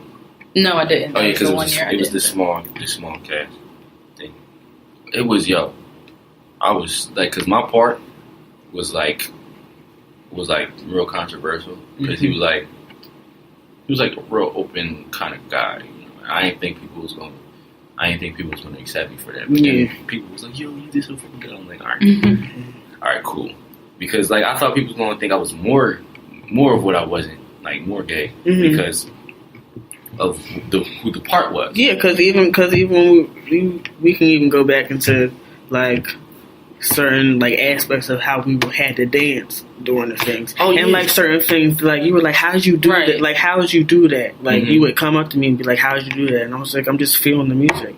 And I didn't care. And he was like, then you even told me, you were like, I wish I could just think like that. Yeah. Just forget about it. Mm-hmm. Yeah, because I'm always thinking. Because always thinking too much. It happens like that. That you actually taught me how to be okay with myself. For real. Oh, come on, don't do that to me, Eric. I'm gonna start crying on that. You can't say that kind of shit to me. Always talking about you. Always can't say throwing that shit dirt on your name and shit. And I'm like, this nigga is still being him, dancing his ass off all the fucking time. Right. If he could do that shit, that made me hit. That just, oh god, it just hit me in my heart, Eric. Don't do that again, please, in this interview. That really hit me. I really appreciate that. No problem. That's that. And that you know was I got you. And I told you I always got you. I always got you. I said that in my thing. I was like, if y'all need me, y'all message me on Facebook. I'll figure out how to come down there and figure out what's going on. I wasn't playing no games because y'all got me through it. Y'all literally got me through everything that year. You got me through it too, because I didn't. That was my first year in musical. I didn't have nobody to talk to. Yeah. But y'all came and talked to me like it was nothing. Because that part shit, that ensemble / part shit, that never really, that wasn't really a thing. And when you look at it on Broadway, that's not a thing. It's not. Mm-mm. You're on Broadway. Right. You're on Broadway. Period. That's the thing. If you're on the ensemble, you're just as big as the people that are on Broadway with you because you're there. And if you think about it, without the ensemble, you can't have. You can't have anything. You can't have. You can't have anything. Vice versa. So it should be. But it's all about who's going to be the star. You know, it's all about stars. But if you think about it, they did the directors kind of divided it themselves because they would have separate practice. I mean, of course, you have to have practices where you know we gotta be there, and they're not doing anything. So why are they there? But at the same time, they wouldn't say it, but you could definitely. They definitely treated you different. They treated you different if you was ensemble because you know. Hey, this is a great talk. I told you we got a lot of stuff to talk about. We got a lot of stuff to catch up on. I didn't think we was gonna talk about this. I feel good. I feel good. All over here making me feel like I'm about to damn cry and shit. Don't cry, bro. I'm not gonna cry, but it helped me almost tear up a little bit. Nah, cause it just do something to you. Performing in general, you get this rush, and like I don't know. I just get this feeling when I'm on stage, and it's like, this is what I want to be doing. Exactly. And I always said, like, if I ever got to perform at like Firefly or Coachella or some shit like that, or even at the fucking Wells Fargo Center or something like that, that'd be just crazy for me.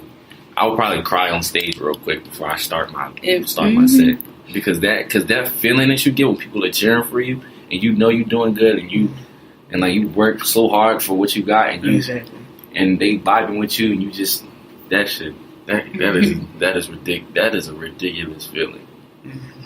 Speaking of that, let's talk about your first time ever performing on stage your own music. My own music. How did that feel? And then we're going to end the segment real quick after that. Sure. So, my own music. So, what I used to do in high school was take a track from an artist. I think the 2 tracks I did for the talent show I pulled from Drake. One was Over and one was All Me, and I used to just write to the tracks. So I guess you could call it a remix, but like I kind of steered away from what they were doing. But that was my first time was junior year, and I wrote an anthem for our class because our class was crazy. Yeah, wow, we were so wild. So I did that, and it was my first time ever rapping. And like I said, I had people coming up to me that I thought were way above me, just talking to me like, "Oh my God, was that like you really did that?" and stuff like that. And it's a feeling that when people, every line is like, "Oh, because I focus on my lyrics, so I want the punchline to hit, and like I know you do too." And so when the crowd receives that, and it's like, I'm so shy, or I was so shy, and they just react to it. You can't even describe it. That's how I was. That's why I was like, it was my baby is up here performing. I was so happy for you. I was so happy for you because I knew you had bars. I knew you had bars. I was like, and I knew you had that shit. And I was like, crazy. I was jumping up and down in the audience. I'm like, let's fucking go. Because when I was looking at you, like before you even did it, I was like, I always thought there was something in you that you were trying to hide. That's always here in the music, but what is she doing? Like there was something in you that needed to get out, and then like that, it just happened on stage, and I was there to see it. And I was like, that's a special feeling. That's a special feeling that you're there to see somebody actually like. That you care about themselves, and then they do it for the first time, and everybody's like surprised and you're like, happy "Oh, about it. I do this shit. I do shit." Like it's crazy. It's really crazy. It is. I'll never forget my first time performing. What was yours? Well, my own music or just performing in general? Just performing in general. Oh, performing in general. Okay. It was at the fucking high school. It was at the high school. I was like, well, how old was I? I was in 6th grade. I know we both did the middle school. We did. But did you? I don't know. I didn't write my own music until sophomore year. Oh, okay. Until so sophomore yeah. I mean, I was always performing, but I got 2 stories to tell you. The first time. Well, just give me one real quick, and then we got to pause for a second. I got you. All right, so quick. First time ever performing was at the high school. We did Wizard of Oz. I was like the mayor of Munchkinland or whatever, and like I remember before the show, I was nervous as hell because I've never performed before. Mm-hmm. Like everybody's telling me that I'm doing good, but I don't know if I'm really doing good, you know. So I'm like, all right, I'm gonna just do it. And then I did it, and then like the audience received it, and they're laughing, and they're like, oh, because we're so little, and I'm in like a painted mustache, and shit, and they're laughing, they're clapping and shit, and then after is my favorite part because you like get oh my God, you're so good. Like that's when I knew I was like, yeah, I'm gonna do this for the rest of my damn life, because it's funny how it started out because my aunt, y'all know Miss Jenkins, right? Mm-hmm. She's the one that got me in. Mm-hmm. She's the one that got me started performing. which is so crazy because she never, ever, ever, ever misses a performance. That's so dope. That's adorable. Yeah, Because I didn't even know that you did that when you were in 6th grade either. So Yeah. that's crazy. That shit, I love that shit. Like I loved it. I loved the experience, and I was like, yeah, how can I do this again? and then since then, like ever since then, I was like always hitting. I was trying to get Miss Jenkins to tell Miss G like, yo, I'm ready. Like I was like, yo, I'm ready. Like right now. Like that was crazy. That was a crazy experience. That really changed my life for real. Because I thought I was gonna be a football player. Fuck out of here. I wanted to play for the Eagles. Then I was like, yeah, that's not happening. I knew that wasn't happening like my freshman year. I was like, yeah, this is not how it's going to go down. I got hit with a fucking heavy bag that's 150 pounds in my stomach. I'm like, no, I'm not doing this. Fuck that. It's crazy. It's funny. Those first experiences. Yo. I guess I can talk about mine. But like when I first, I'll talk about mine. Probably when I was probably 10, 9, 10. Like there was this competition in New York for like ice cream. For ice cream? Yeah, for ice cream. I didn't even know what it was about. Like me and my ice cream. Me and my mom and my aunts were there. So they were like, "Oh, you can come up and dance and like for ice cream for a whole year." So so I went up there, me just being me at that age where I didn't think about anything. I go back, I think about it, and I'm just like, where'd that dirt go? Yeah. Like, it got so cloudy as I got older. But I just remember that, and then I just danced. I feel you. And then won, and then it was like, and I didn't even, like, looking back at it, I didn't understand how important that actually was. But then, after that, you go into musical, and then you have that performance, and then I'm just literally by myself in front of it, and you literally see people clapping the whole time. Yeah. And it's like, yeah, it was. it's like that little you is in the same place that the big you is at, and it's like this like huge, it's like very nostalgic, and it's like this like huge like moment in your life that you can't ever forget. Every time. And then it happened again when I started singing in church for my solos, like the first time, and. Like, I was, like, so good, because I always hated my damn voice. I always hated my voice, because I was, like, ew. Like, even my speaking voice, I still have a problem with it. Like, when I, like, speaking now, like, I wish it was deeper.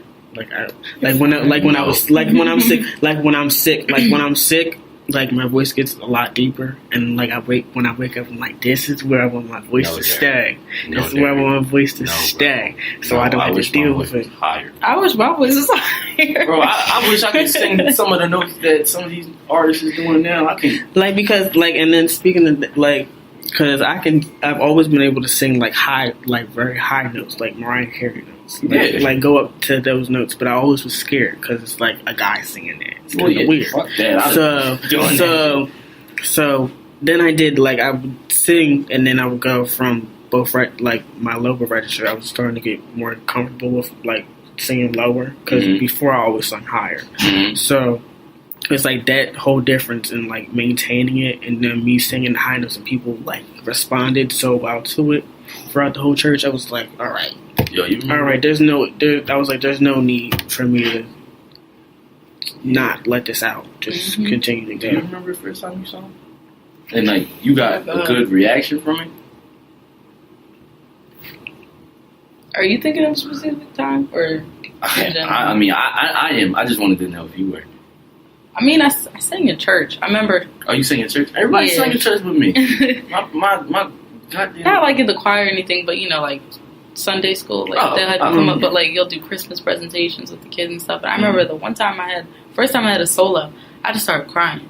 And like, not to get religious, but my grandma was like, because the Holy Ghost hit you. But I don't know if it was or that and a mixture of him telling me like, this is what I need to do. Yeah, it probably was. I don't know.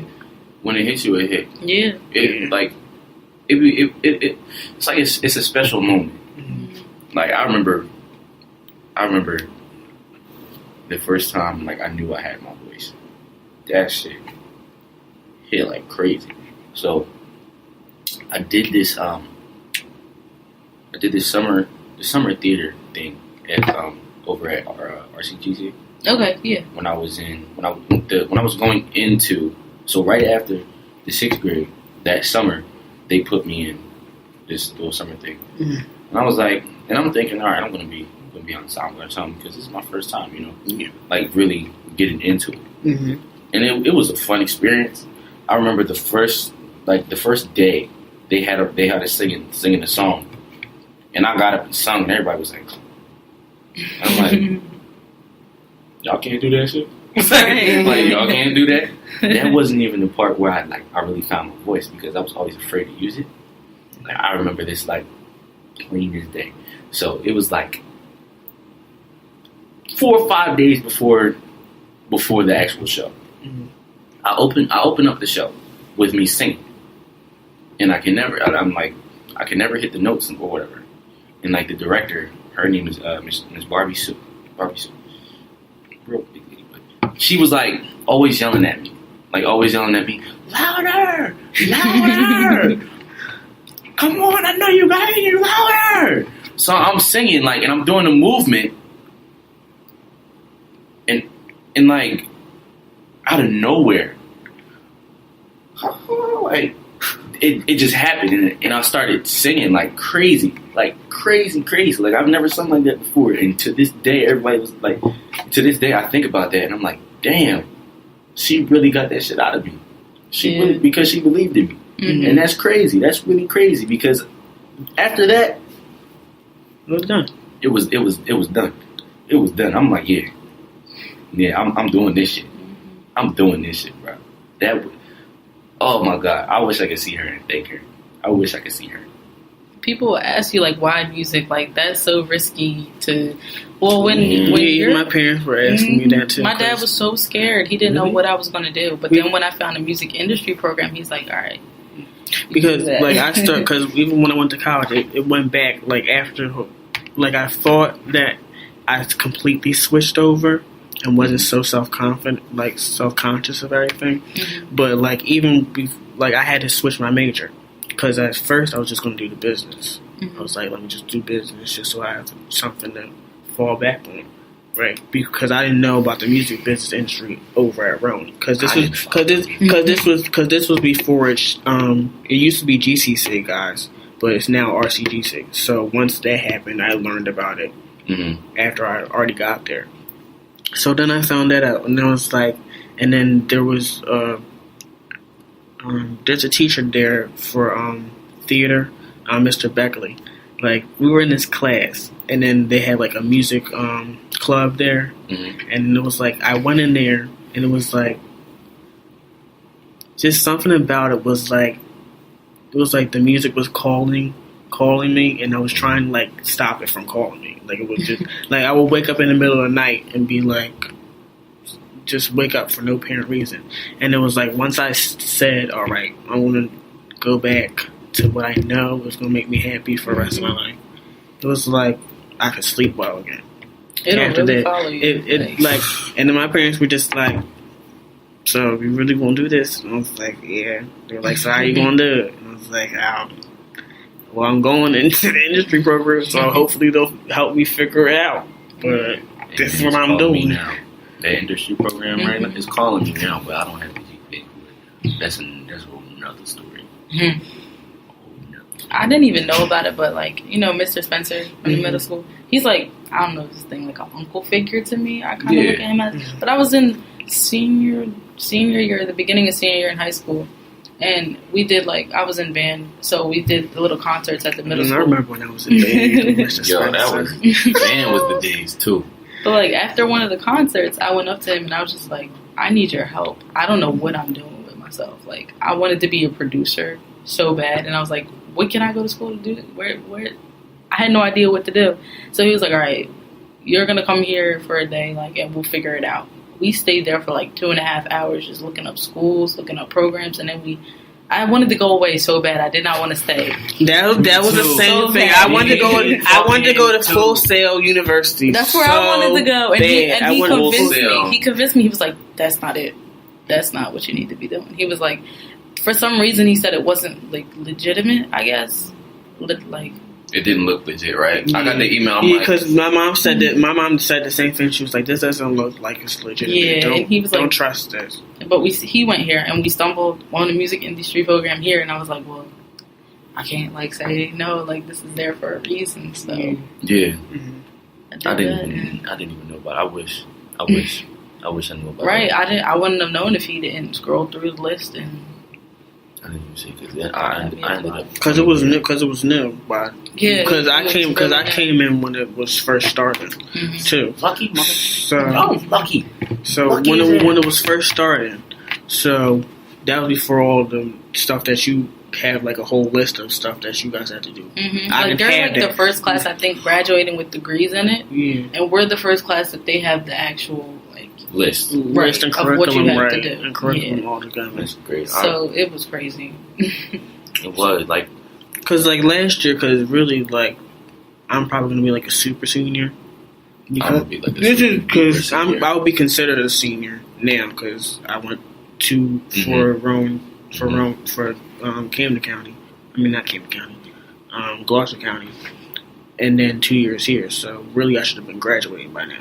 Yeah. But since they're adding all this other stuff while I was actually going through the program. I had to pick up all these extra credits over the summer and try and get a summer class too. Then gotta get an internship. Then get a job while I'm doing this shit. And trying not to die. Bro, trying to have a relationship.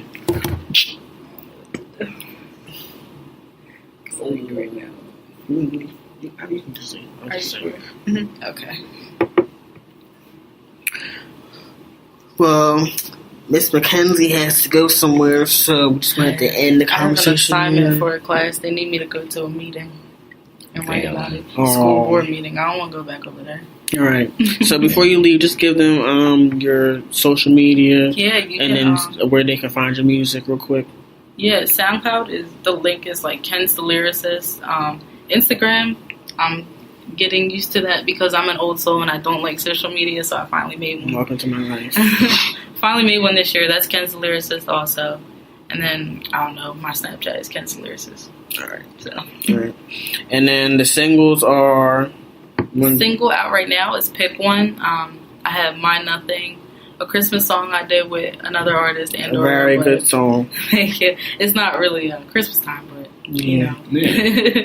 It's a very good song. I like that song. But I still listen to Christmas songs even when it's not Christmas. Like Let It Snow. I do too. By Boyz II Men. So you can still listen to that joint. I still listen to Jesus of What a Wonderful Child, Mariah Carey. Oh yeah. Every day. You sing that in church all the time. That's like a black church thing. You sing that in and out of season. Stomping. Yeah. The whole thing. Yeah, when you see somebody catch the Holy Ghost and start my God. Getting it. I'm like, oh. Especially when they're older too. It really be killing me because I'm like, this lady got a whole king, and she got the whole start getting up, and she start walking and getting it in church. I'm like, y'all are crazy. They know what they doing when that drum speed up. They know they catching the Holy Ghost. Man, that organ. Yep. My grandmother was speaking in tongue one time. What is going on? That never happened to me. That's never happened to me. Neither they talk about it, but it's never happened to me. I was like Googling it. She was like, "You don't need to be looking that up. It just happens." I'm like, okay. Okay. Such an older black woman. Like just older people. They're such a mess. Well, we gonna have to do more conversations like this. Yes, definitely. So, because this was a lot of catharsis. Right. It was a lot of stuff to get together. A lot. Well, I'll see. We'll talk later. Thank you. All right. Bye. Be safe. All right, Mackenzie. Oh, if you find anything about the Holly Bash, I will. I'll let you know. And we also have to collab on a song. I know. I need to get more tracks. I know. So do I. As soon as I get some, I got we all should try to do a song. Yeah, that would be crazy. That'd be crazy. All right, see you. Bye. All right. Yeah. So let's get into a little bit more stuff about you. So, let's talk about. I know you're trying to get an EP together, right? Mm-hmm. So you want to talk about that process? Yes. Doing it on your own, getting the beats. And, It's crazy. And I forget. Did you tell me that you produce some of the stuff yourself too? I produce some of the stuff myself. Okay. But for this EP, I only produce one of them. Okay. For this one. Oh, by the way, it's called Frozen. I don't know when it's coming out, but you should be on the lookout for it. As soon as I get approximately $1,900, I will be releasing it. So now the single that you just put out, Drippin', is that part of Frozen? Yes, it is. Okay, so if you guys want to get like a preview of what the album's going to probably sound like, go on. It's on Spotify, or the SoundCloud. It's on SoundCloud. SoundCloud? Okay. Yeah. So check out SoundCloud and look up Drippin' and Javon. It's J-E. It's J-E with the asterisk over it. V-O-N. They be doing me dirty on SoundCloud, so you might have to scroll a little bit, but hey, I think it's worth it. And I also have a remix to Crew out too. If you guys want to listen to that, that'll be the first song on my page. So talking about that whole process, it's crazy. I know it's a big. It's a bitch. It's a real bitch because. First of all, I've been going back and forth with what songs I want to put on there. Mm-hmm. That's always it. And you write your own stuff too, right? Right, everything. I write everything. I don't have no ghostwriters. Mm-hmm. But yeah, it's crazy. I actually write about 2 songs to like a beat, like each day, and I'm still trying to figure out what exactly I want, because I'm trying to put the best out. Mm-hmm. Because this will be the EP that I like, that I'm trying to put myself out there, put myself on the map, because I want this to be really good. Mm-hmm. I want it to be really good.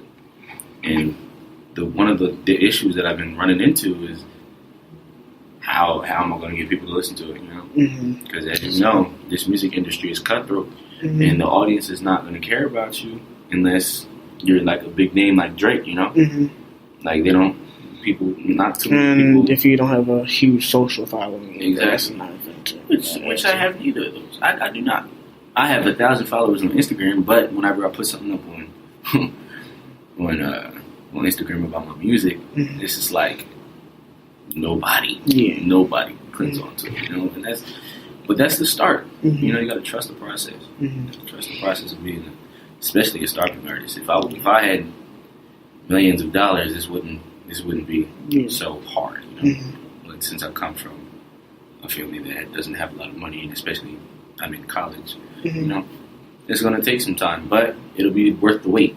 I feel like it'll teach you something, because it's kind of the same thing with this podcast and YouTube. It's a lot of growing pains with a lot of stuff. Definitely growing pains. And then me even going with the social media, because I'm not good with social media.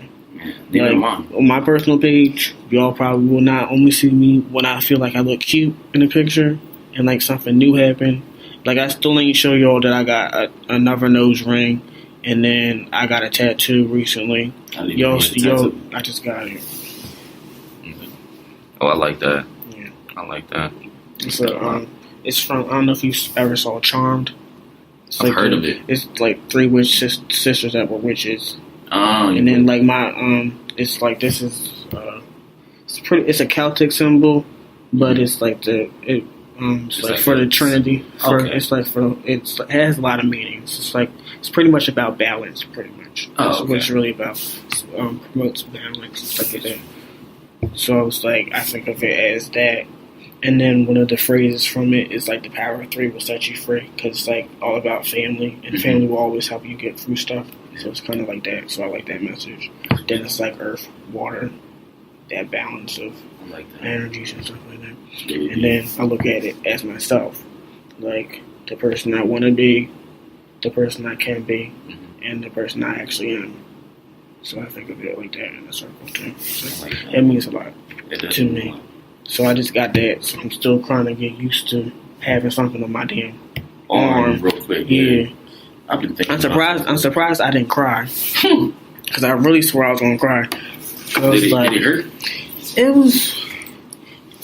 It's an interesting kind of pain. I'll say that because it was like I don't know if you're scared. Are you scared of needles? Like when you get shots or something like that. Does it like do you like scream or something like that? Yeah, because like it's the same. This is kind of the same thing with me. Like so the needle part of it all, and then I have nose rings. So like if you have a nose ring, it's kind of like that pain when you get a nose ring. Yeah. For like, and then I have a hoop one, so it hurt even more. Mm-hmm. So I guess like, and then it's just moving in. It was just like moving in and out, and then pretty much the thing that hurt the most would probably be the shading of it, because they like scrape throughout your skin. So it's like that's probably was the most painful part. But if you're used to, if you have a high pain tolerance, you're probably not gonna like be too bad about it. The only thing is just make sure your fluids are high and stuff like that, so you don't get lightheaded and stuff like that. But that's just like standard piercing, like regular shit. So you don't pass out. Yeah. So, and then I went to the convention too. I went to that Philadelphia tattoo convention. Oh, word? Yeah, because me and my cousin that introduced me to the show, she got the same thing. Oh, so that's what we did. And then my aunt got one because she got me this tattoo for my birthday. Because it was supposed to be for my 21st birthday, but I couldn't get down to get tattooed, so that's what it was about. That's why I got it. But enough about me and my tattoo. So again, with the whole EP, the whole process of it. So it's a long process. And then another part to it. So I know, like, another part of you doing an EP is you trying to find your own voice as well. That might be the hardest part about it all. So, like, give me some of your influences, and then we can talk about the whole trying to find what you can take from each of your inspirations and bring it to number one, Eric Javon. Number one, always will be Michael Jackson. Mm-hmm. The biggest influence ever of music. Him, and it's Chris Brown. Him, Chris Brown, Beyonce, because she totally changed my life. Because I just look at all three of those of their voices, and I see how elite they are, and I want to get up to that elite level. Especially with Chris Brown and Michael Jackson's performance, like their stage presence, is ridiculous. It's ridiculous, and that's what I always want to chase, so to speak. And Beyonce, her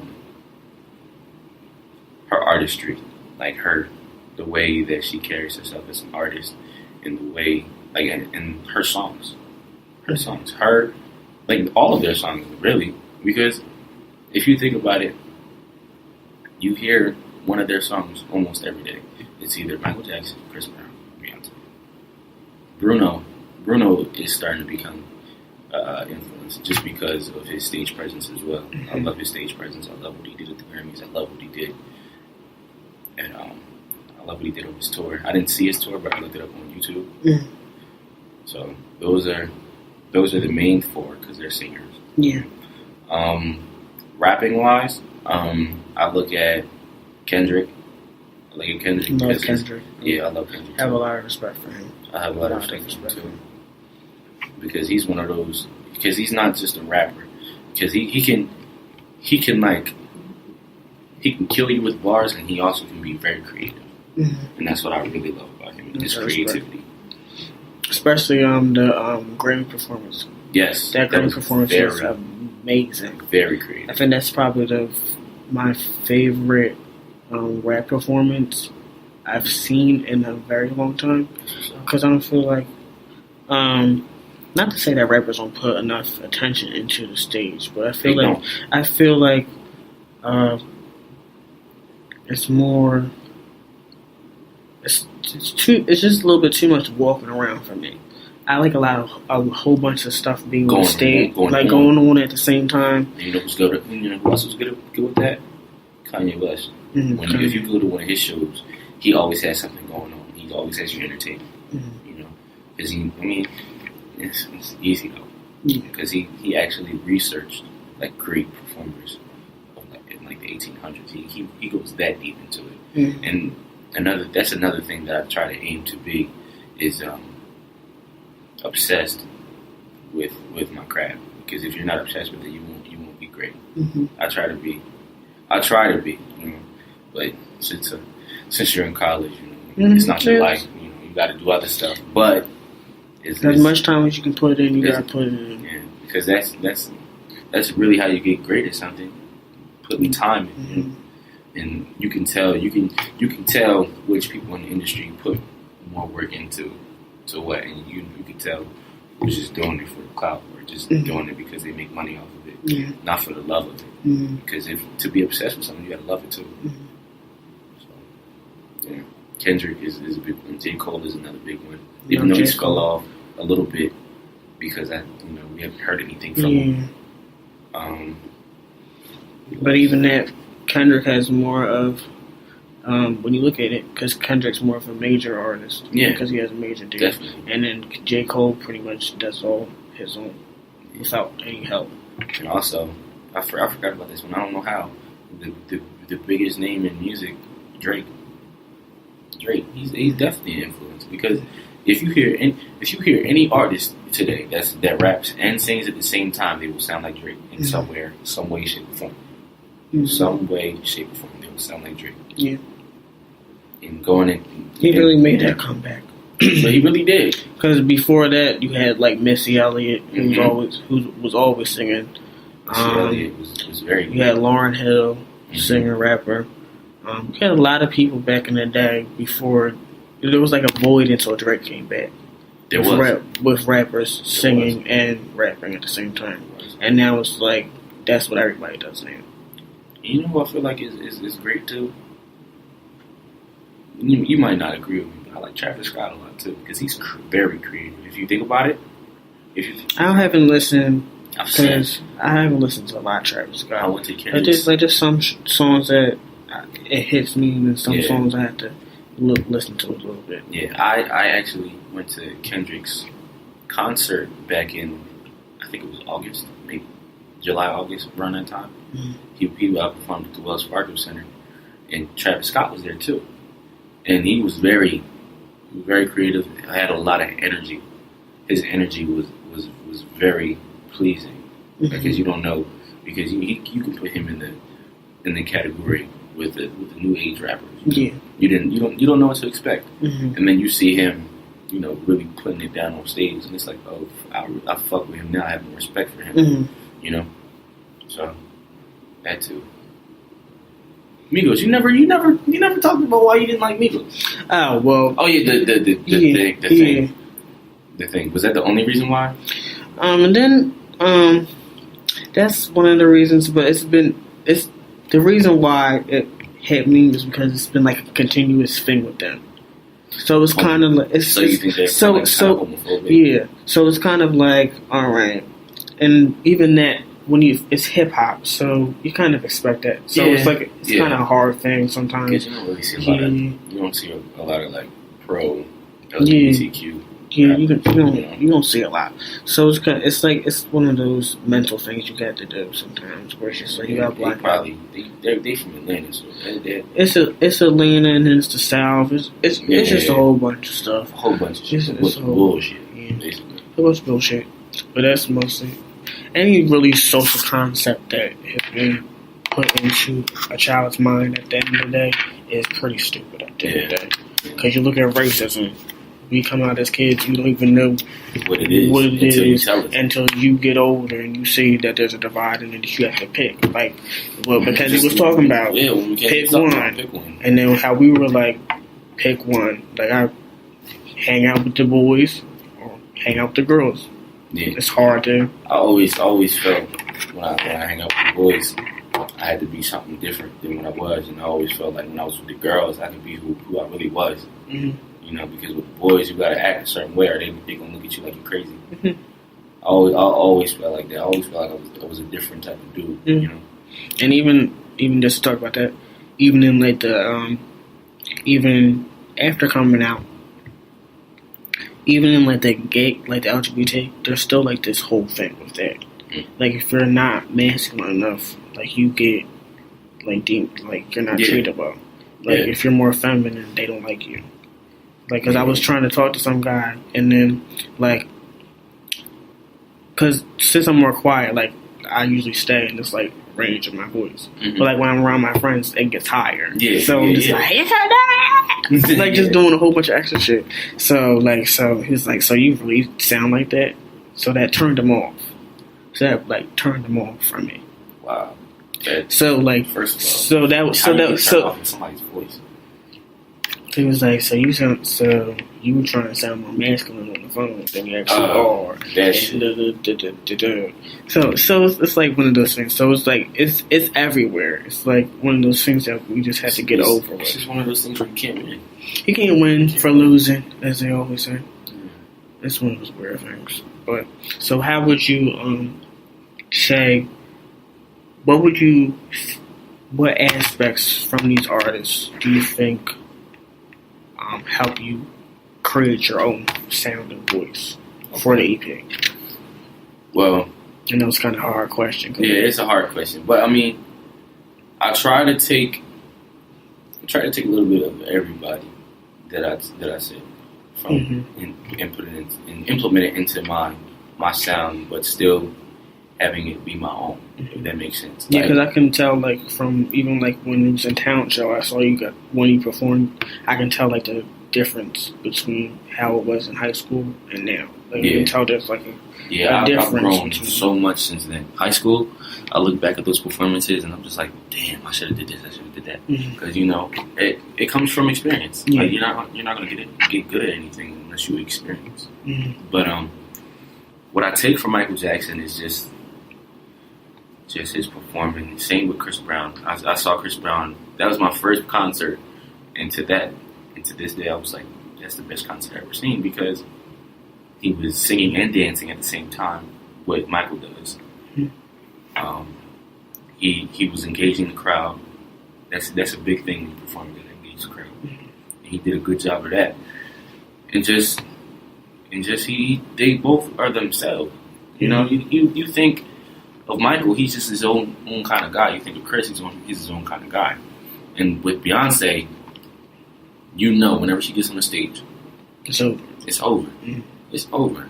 And then on top of that, she sounds just like she sounds in the recording, because some people can't perform and sing at the same time. Yeah, her performance voice and her singing voice are the same.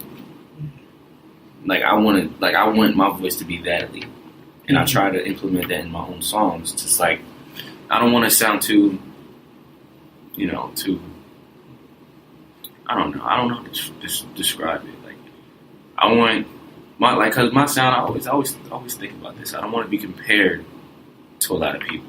Because I want my own voice, but at the same time, I want people to relate to me at the same time. That's a big struggle. You know, with Drake, I just want to make music that everybody relates to. He relates to everybody.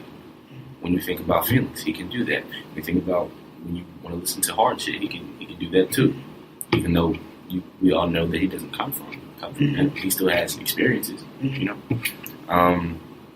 he can just give everybody, like, for example, he's marketable to the white fans too. Because they love him rapping and singing, but he can also give them like a pop song, just like Chris Brown can, just like Michael Jackson can, just like Beyonce can. Like, they all of my influences relate kind of, because they all do the same thing, and you could tie Bruno in there too, but just in different ways. Just in different ways. They all know how to perform. They all know, well, except for Drake, because he can't really dance. All of them know how to sing and dance at the same time, engage a crowd. That's my biggest thing. I love performing, so, obviously they're going to be my biggest influences, but they know how to engage a crowd. They know how to actually sing, because, there's hella artists that really don't know how to sing. Yeah. or don't sound good when they sing. Yeah. You know, but they make it work, and they make it work well. So that's my biggest thing. I want to implement that into my sound. So, like, while sounding like me, being myself, and also being relatable, because nobody can relate to you because you are you. Exactly. They can relate to music. They can relate to music. So if you tie that all of them together, I think that's a great combination. Yeah. So where'd you get the name Frozen? Is there like a certain meaning for the name Frozen? There is a huge, deep meaning that I will explain right now. Well, it's not really huge. I mean, it's deep though. All right, so I got Frozen from basically how I've been feeling lately. I've been feeling like we was talking about depression. We was talking about all these things that we've been through, and I wanted to tie it into like a short love story kind of, and how this is this dude, obviously me, but it's not really me. But I wanted to basically tell a love story about this dude where he gets cheated on, or not cheated on, but like done dirty by this girl. It's the first song. You feel that, and then it's the process of becoming a person that we can all relate to, becoming like the dude that don't give a fuck. And it's just like having sex with all these girls or whatever, and then like just having no feelings. Hence Frozen.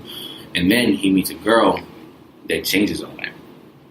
But him still being fucked up in the head, he ends up hurting her, and then he ends up losing her.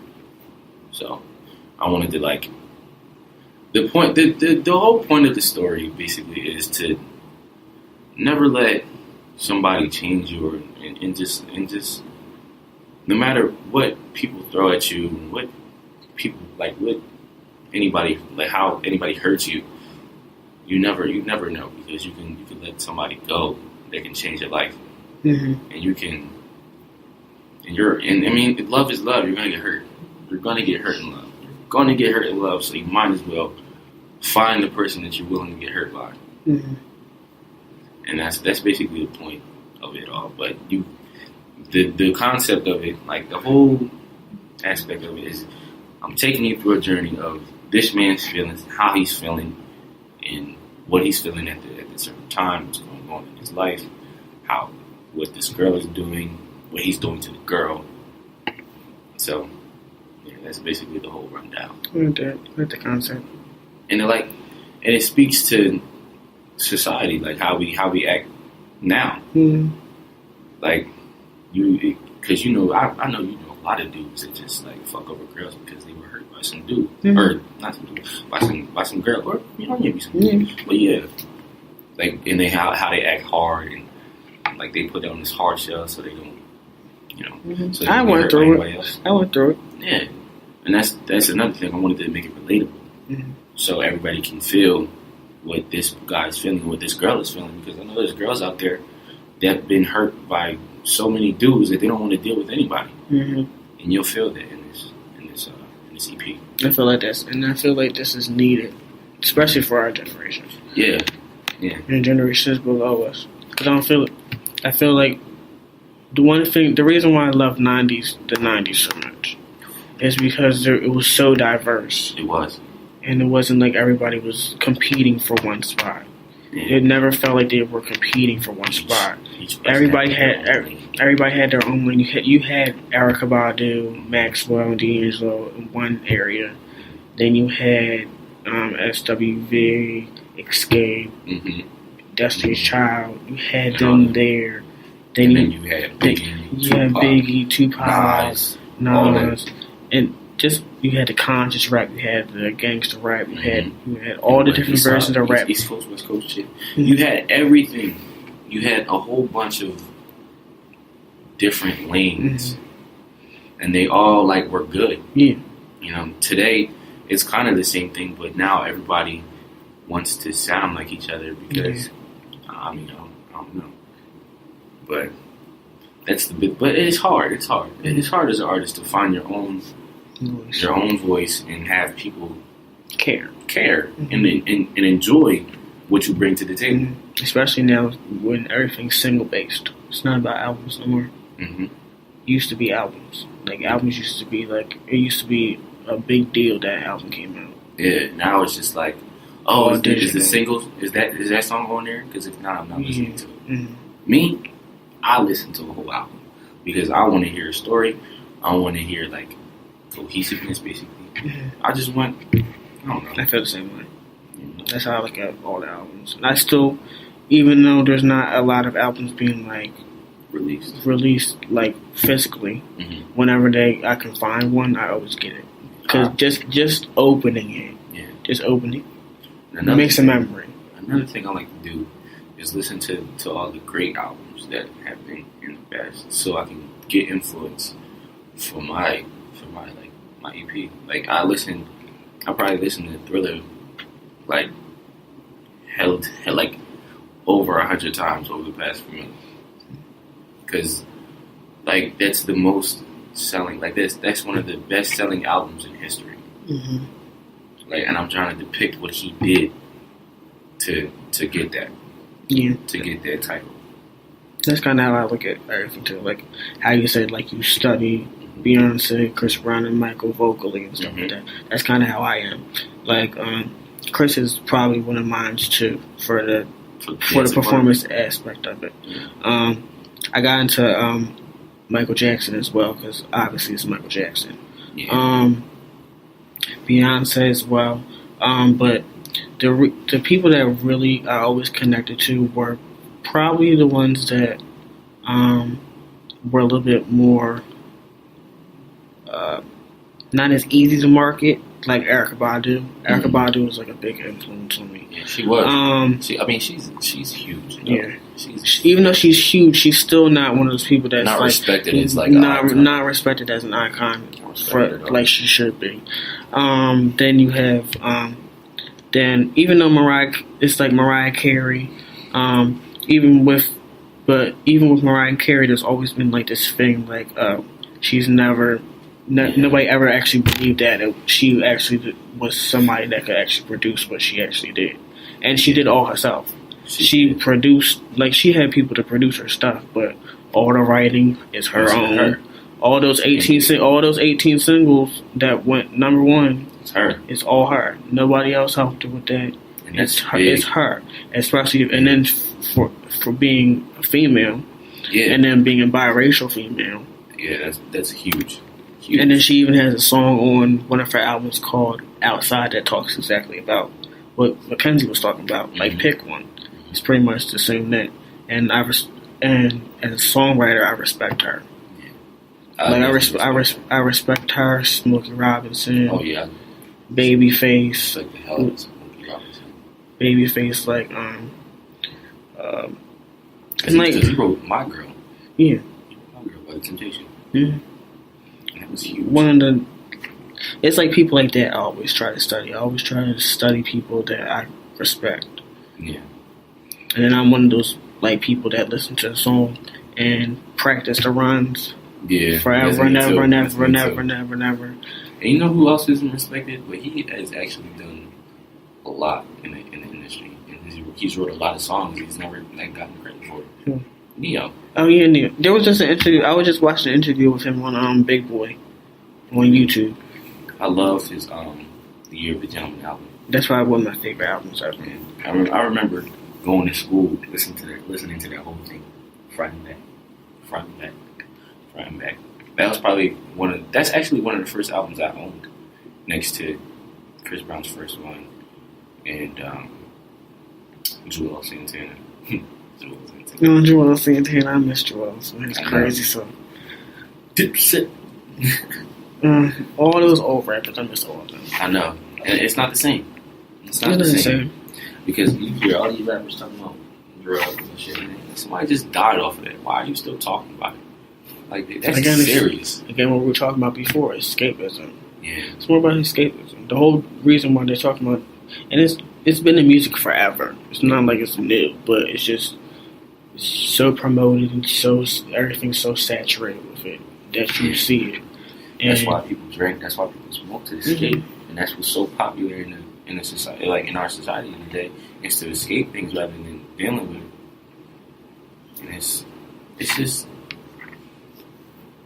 you got to figure out a way to change it. That's why I like Drake, because he's not afraid to express his feelings, you know, in his songs. People people like say, "Oh, you soft." They say all that shit about him, but at the end of the day, just continue where you stop. Yeah, at the end of the day, he makes people cry. He makes people feel things. Mm-hmm. He makes people feel, and that's one of the biggest things that I want to do. When people hear my song, I think that's the most important thing for music. Exactly. Somebody feels something. I want to make you feel something. I want to make you feel something. If you say I can't do that, then I shouldn't be an artist.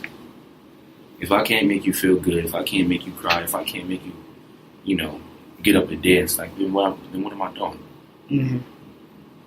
Because that means I'm not influencing you. And if I'm not influencing you, then I'm not doing my job at all. I think that's probably, and it's not that these kids are. I don't feel like these kids are feeling anything with this kind of music, but it's just they're missing some things. Yeah, that's it. Because I feel like and then it's not helping with the school environment. Because that I have a brother. And then just the environment at home that some of these kids have to go through every day. Like I think about my little cousins. I'm like, these kids are so talented. They're probably never ever going to be able to tap into it because of where they live and how the country treats people that live in these areas. Yeah. And then I'm fortunate, like because something just happened to like my cousin that I grew up with. Really? Like, sorry to hear that, man. Like something because he's depressed, and he tried to commit suicide. So it's like it's sad. And me going through that, it hurts more. It hurts more. Then see your cousin. Then it hurts even more because we're not as close as we used to be. Then he has kids. He has kids now, and it's like,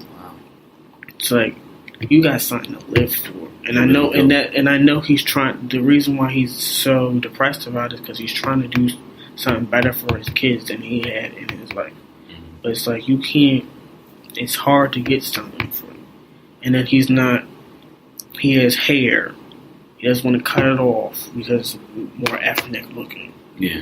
And he got tattoos that make you look more like menacing than he's a black man in the first place. Yeah. So you got to add that part in there.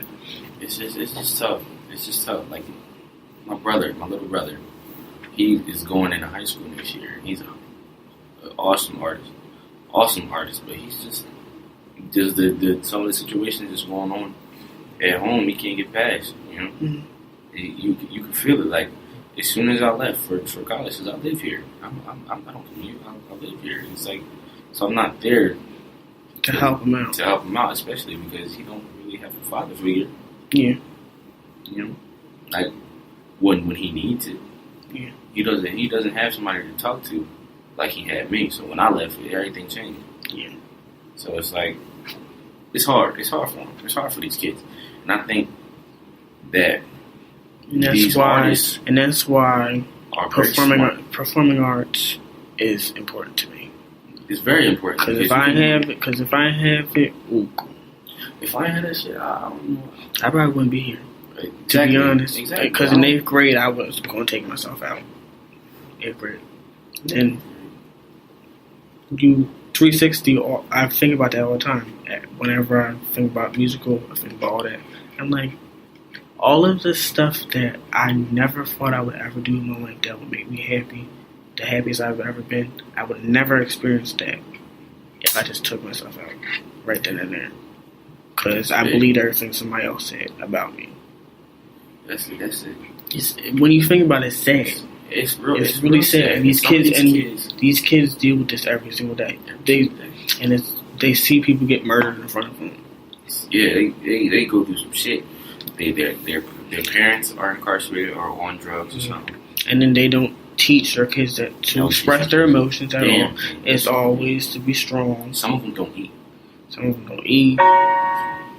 It's hard for these kids. It's real hard, and they connect with people like XXX Tentacion because he just played up the depression thing because did you hear his album that he put out?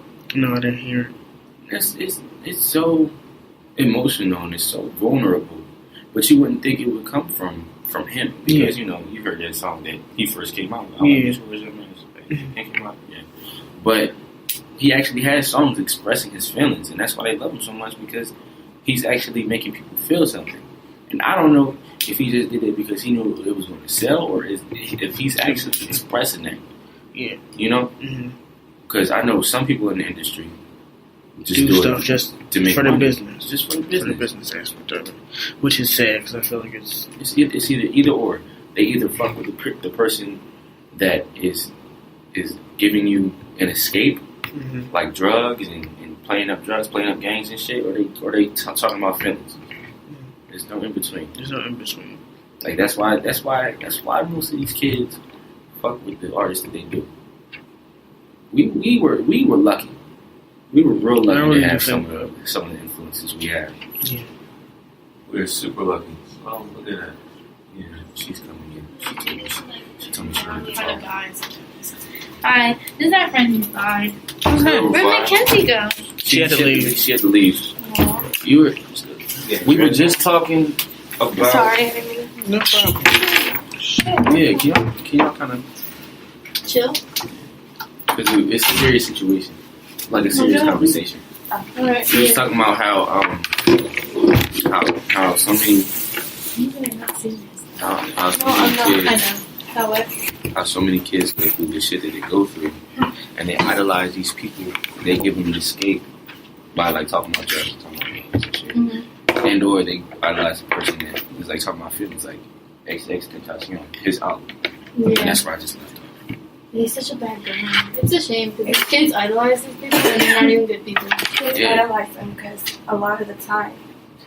All right, can you guys give your names? So we just had some people that came in, guys. So that was Gabby that just talked to. That's Ara's girlfriend. That was Ara's girlfriend. Yeah. My baby girl. What's your name, sir? Rufai.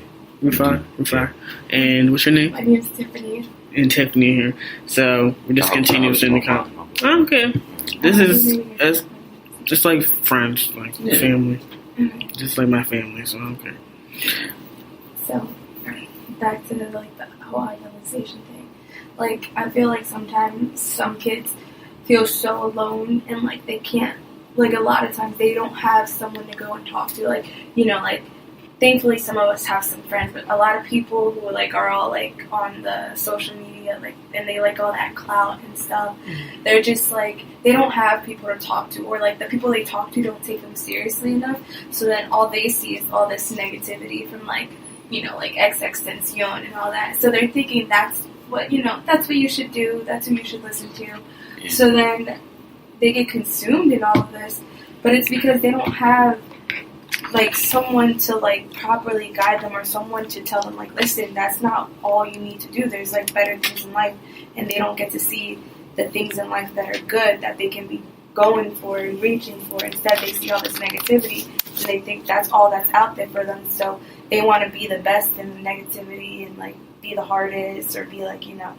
don't just because that's all they know and that's all they see, and that's all like that's all that's around is because it's these artists like supporting negativity, supporting the bad shit that they do. Like Lil Pump and the stupid. Some people don't even go through like the things that people go through in life and have a lot to say about it. And some of the things they're learning too is kind of like it's very mature for them to learn. Yeah, for them to learn too. Some kids I think of your little brothers. Like Devin. We were just talking about because that little boy swears he's in a gang because he listens to rappers that you said this over. Yeah, it's right behind you on the floor. Oh, I see it.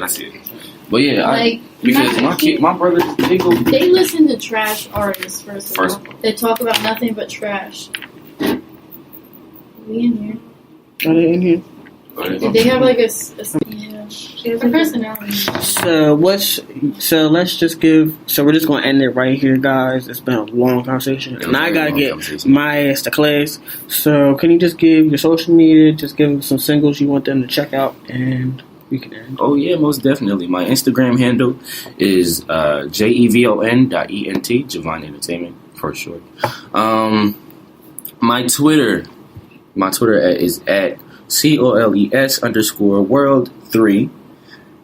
And my SoundCloud is, we already said this SoundCloud, right? Mm-hmm. Yeah, I'm gonna say it again. My SoundCloud is JE with a little asterisk over it, VON. And Facebook, you ain't getting my Facebook. Yeah, you might as well not even try. Yeah. The singles I want y'all to listen to again, Drippin', and the Crew remix that I just did. So that's it. Alright. And then you guys can always find me on my personal Instagram at dwriter, d.writa.